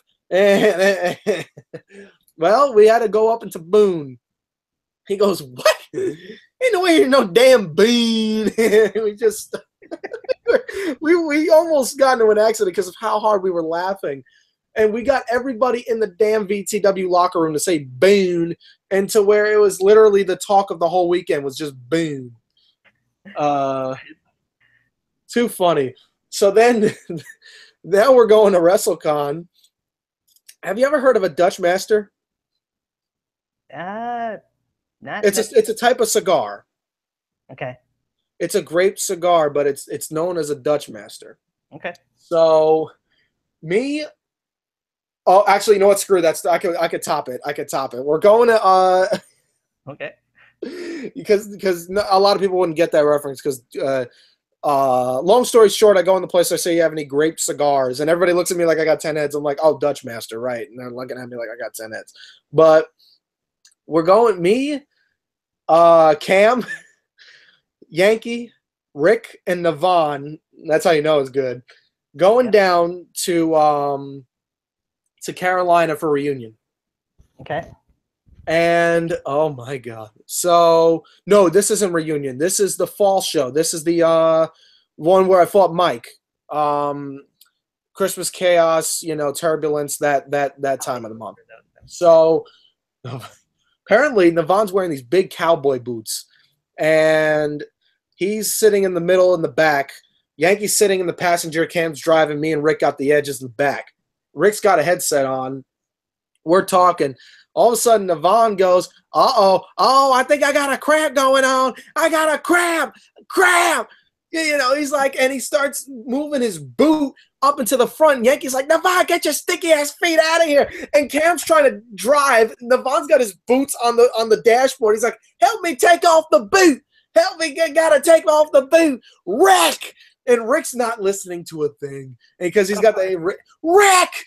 Damn it! And we were just hysterical. Me and Yankee are crying. I'm breaking ribs from how hard I'm laughing. And Rick's just like, and he's like, you son of a bitch. So the whole weekend, me and Yankee are just like, Rick, damn it! Oh my God. To this day, the Rick damn it is like the biggest thing going on, to where in their match of redemption, Rick gets a cramp and he's like, Rick, and we're like, Rick, and he's like, damn it. All of a sudden, Navon goes, help him take off the boot. Oh my God. We take Navon's boot. He's like, you got to get the boot off. Get this damn boot off of me. Navon, he gets the boot off. The whole car reeks of his foot. And it's just like, and Navon's like, oh, that feels so much better. I can't even say that. Oh my God. That to me was the best story. And the best part is that at reunion the next time, he's like, oh, Everett, my leg's falling asleep. Everett. And I'm like, oh my God. This is like, what is with you and the foot problems? Like, Everett. Help me, my legs are asleep. And I'm like, oh no, this is just bad. Oh my God, too much. Those are great stories. I'm sure you got plenty more, but we're going quite long here. Yeah, no, almost 3 hours. All right. Yeah, that's okay. Navon and I went about 3.5. So. Oh God. Some people don't like that too much, but yeah, well, we can do. It's fun. A lot of stories, a lot of memories. Yep. All right. So we got your input on Best in the Yard 3. I heard you might not have caught all of it, but what was your opinion on King of the Yard this year? King of the Yard was very special. I had a feeling Cam was going to win it, and I'm very happy he did. I feel like that was a good New York send-off for him. Definitely worthy and definitely deserved it. I was amazed with seeing all of those dream matches and then calling the semifinals and the finals as Jack Thomas with Arnold. It was very special, and it was a lot of fun. I got to say, we never really did a King of the Yard in Backyard Wrestling before until that, and it was very special, and it was a lot of fun. Now, if there's rumors there might be another one next year. That's something that you possibly would think about attending if you had the opportunity to. Well, that is one thing I have yet to achieve. So, I mean, I've, I've won the title. I've been in Best in the Yard. I've never been in King of the Yard. That indeed could be something. And to become the second annual King of the Yard, yeah, I think I could sign up for that. Right. Was there a specific match that you seen from King of the Yard that you would say was your favorite? I don't know about favorite, but one I really was impressed with was Dustin Reagan versus Ustalo. I think that was really Ustalo's breakout as a big time player because, to be in the ring with Dustin Reagan and you can hold your own is saying something. So I think when I saw him do the Ashes to Ashes off the top turnbuckle, I was like, this is the real, that was amazing. So I gotta say that I would feel my favorite, one of my favorite performances was Dustin Reagan and Ustalo. Very nice. So, getting back to you, that's good for King of the Yard. Just wanted a little information on that. Of course. Where do you see yourself in 5 years? 5 years, I see myself, my own place with my beautiful wife. First kid on the way. Probably first kid arrived. Loving husband, loving father. Backyard wrestling well behind me because 5 years. I expect in 5 weeks. Endgame is up and and UW and that's over. But backyard wrestling behind me. Still working for NBC, still, attaining good money, but also, just being there for, my future wife and my future child, whether I have a son, a daughter, I just want a healthy baby. And whether we're in New York, in the city, Long Island, New Jersey, maybe wherever we may end up, I just know that I'm, going to be with Angelique and we're going to be, we're going to be locked in pretty tight together. And so, loving husband and loving father in 5 years. All right. Which makes me very happy to say, by the way. That's a good thing. So one of the last questions I have for you: if you win at Endgame, will we ever see Everett Crede wrestle again in the backyard? I've mentioned that I have unfinished business with certain people.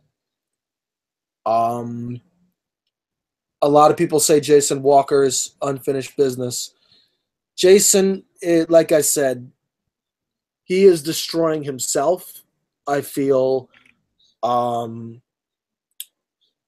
is there ever going to be Jason Walker versus Everett Crede? No. I hate to break it to you, and I hate to break everybody's hearts, including his, but it's not going to happen. It's just he wants to throw insults after insults. May I send one final message to him to move on? You know what? Maybe he might receive something in the mail. Maybe he'll get one last parting. Listen to me. Listen to my voice. I will set you free. You're not going to find happiness at the bottom of a bottle. You're going to find it through inner salvation. Follow in my footsteps. Find a woman, find a job, find a career, find a family. Because if you keep looking back to backyard wrestling, you're just going to keep looking at the booze because guess what? There's nothing left for him. And his final match, there is none. If there's any bit of if there's any bit of ultimate redemption, if you will, for Jason Walker, and that's his only redemption can be to face me, well, then you know what? He's going to have to find another way. Am I ever gonna? You know what? Only the future tells. Sure. I can't say yes. I can't say no. I think that's up to the man upstairs to decide that. If certain people have, better yet, no. If I have unfinished business with somebody, and the time is right, then maybe we will see me compete one last time. But as far as I intend, the very last time you will see Everett Crede is defeating Ustalo at Endgame to end the UWE. Okay. So beyond that, one other question that I've been thinking off and on, just haven't asked you yet. Where did the term Creed's 15 come from?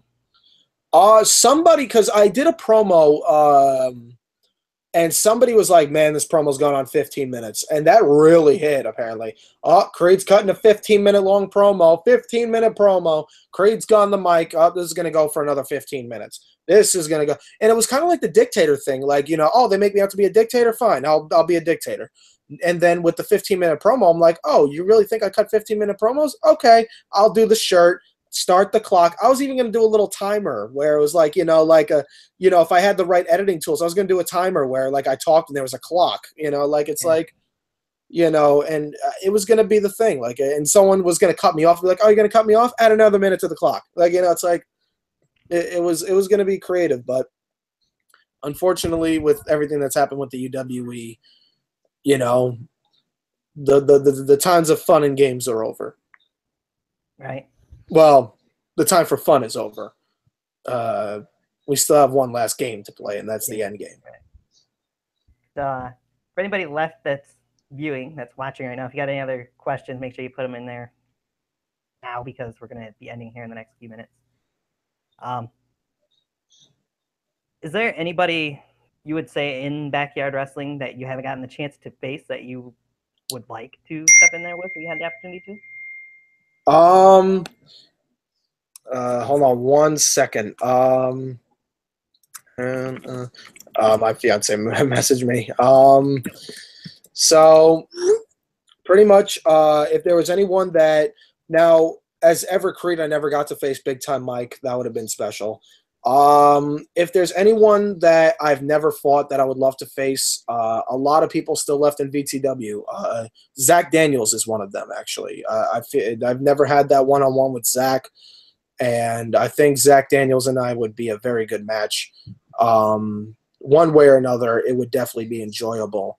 AK-47, Cage, those are two guys that, I've never had a one-on-one match with either. That would be very special.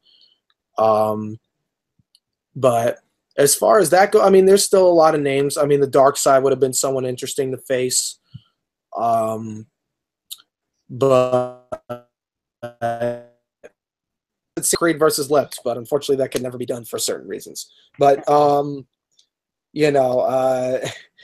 but as far as that goes, Zach is definitely somebody. D-Lock. Jamal Payne is somebody that I really see a lot of. I think Jamal's the future of VTW. Yeah. I would definitely see those guys, and I could definitely imagine facing them. Shadow Grim is another person who I could see myself going up against as well. And last but not least, definitely, if there's one person definite, like I would, I'm actually a little upset about never facing, it would have to be Yankee the Difference Maker. Okay. He's the one that I've always wanted to do some amount of work with. So. All right. I'll give you a chance to say any last things here in just a couple minutes. But first, I do want to mention for anybody who's watching that's a fan of UWE, this isn't the only time I'll have UWE guys on the show. Here in the near future, within the next week or two, probably, or maybe a little longer, I am having Ustalo on the show, which I'm sure you'll be quite interested in catching that one. I do plan on having the current UWE World Heavyweight Champion, Dirty DeChico, on here in the near future. And perhaps at some point, Jason Atlas may be on as well. You have an interesting taste in those three, but, that's fine by me. But, I know you have a podcast and you have to get as many names as possible. And they want to have any bit of limelight left before I put the fire out. But, I will be watching Ustalos with great interest. I'm sure you will be. But besides that, before I give you your last seconds, breaking news, as I just found out here a couple minutes ago on Twitter. My next guest tomorrow night at 7:30 p.m. will be a guy that you're very familiar with. He just recently left the UWE to go to BTW, of course. The brother man with Master Plan, Cameron Jackson, will be on Tiger Talks Wrestling tomorrow night. That'd be interesting. Believe me, Cameron Jackson is always – I've had him on the Creedcast, one of my favorite guests, and certainly will give you a lot of entertainment and a lot of fun stories. So Cam, as far as I'm concerned, I have no issues with anymore. I think I looked at his leap, but I looked at his departing of the UWE in a different, immature way. I thought, how dare him leave the UWE? But it seems that it just seems like I judged him for leaving UWE when UWE left me. So it's like, you know what? I can't blame Cam for leaving, and I can't blame Cam for dodging the fire. So as far as I'm concerned, do I have unfinished business with Cameron Jackson? Of course, but do I respect him? Yes, and even to a point, I do admire Cameron Jackson. He was a good friend, a great enemy, and I can only hope the best for him. All right. That should be something to look forward to for anybody who's not wore out from this show, or even if you are. Well, I hope that people will tune in because I'm sure, as you mentioned, Cam's quite fun to talk with. So it's going to be a great time, I'm sure. Any last words that you might have for Ustalo or any fans of UWE for that matter? Well, for those that have been on the ride, thank you. For those that don't understand, you never will. It's you got to understand that I'm not the bad guy here. I'm just somebody that feels betrayed and does someone that wants to do something about it. You see a little kid get bullied, and you see his friends, and those friends just stand there and let the kid get bullied. Who's wrong? Who's really the wrong one? Is it the bullies? Is it the friends that don't stick up for him? Is it the kid? Because last time I checked, that kid isn't the one that's wrong.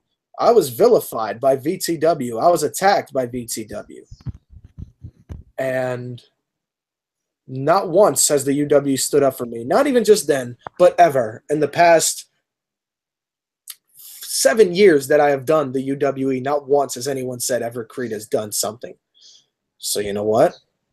Once again, I will play the part of what you make me out to be. That I have done nothing for the UWE, I will bring nothing to the UWE. I will bring the nothing that you claim that I bring. I will end UWE, and I will do it when I cut the Phoenix's wings and I give Ustalo the end game that he searches for. He will fail to revive the UWE. I will move on and live on a happily ever after with a life that I deserve. And Ustalo and the UWE will all be said and done. Finally, I can no longer have to say it when it's all said and done, because now it is all said and done. And Ustalo and the UWE will know for one last time that the Stark supremacy is now before you. All right. Well, with that being said, I do want to say thank you once again for being on the show. I really appreciate you taking the time to appear here. Oh, thank you very much. Yeah, no problem. And as mentioned, make sure everybody tunes in tomorrow night as Cameron Jackson will be on here. And then next week I got Cage on next Thursday. I don't know if I'll have anything before that, possibly 1 or 2 episodes on Tuesday, but that's in the works, so we'll see what happens with that. Of that, thanks once again. This has been a blast. Some people will complain because it was over 3 hours, but it happens. So just deal with it, guys. All right. Yeah, not a problem. Thank you for having me on. And well, yeah. Anyone else watching, I'll see you on UW Lockdown, and I'll see you on Endgame. And for Everett Crede, this is Tony. This has been Tiger Talks Wrestling. See you tomorrow. Bye-bye.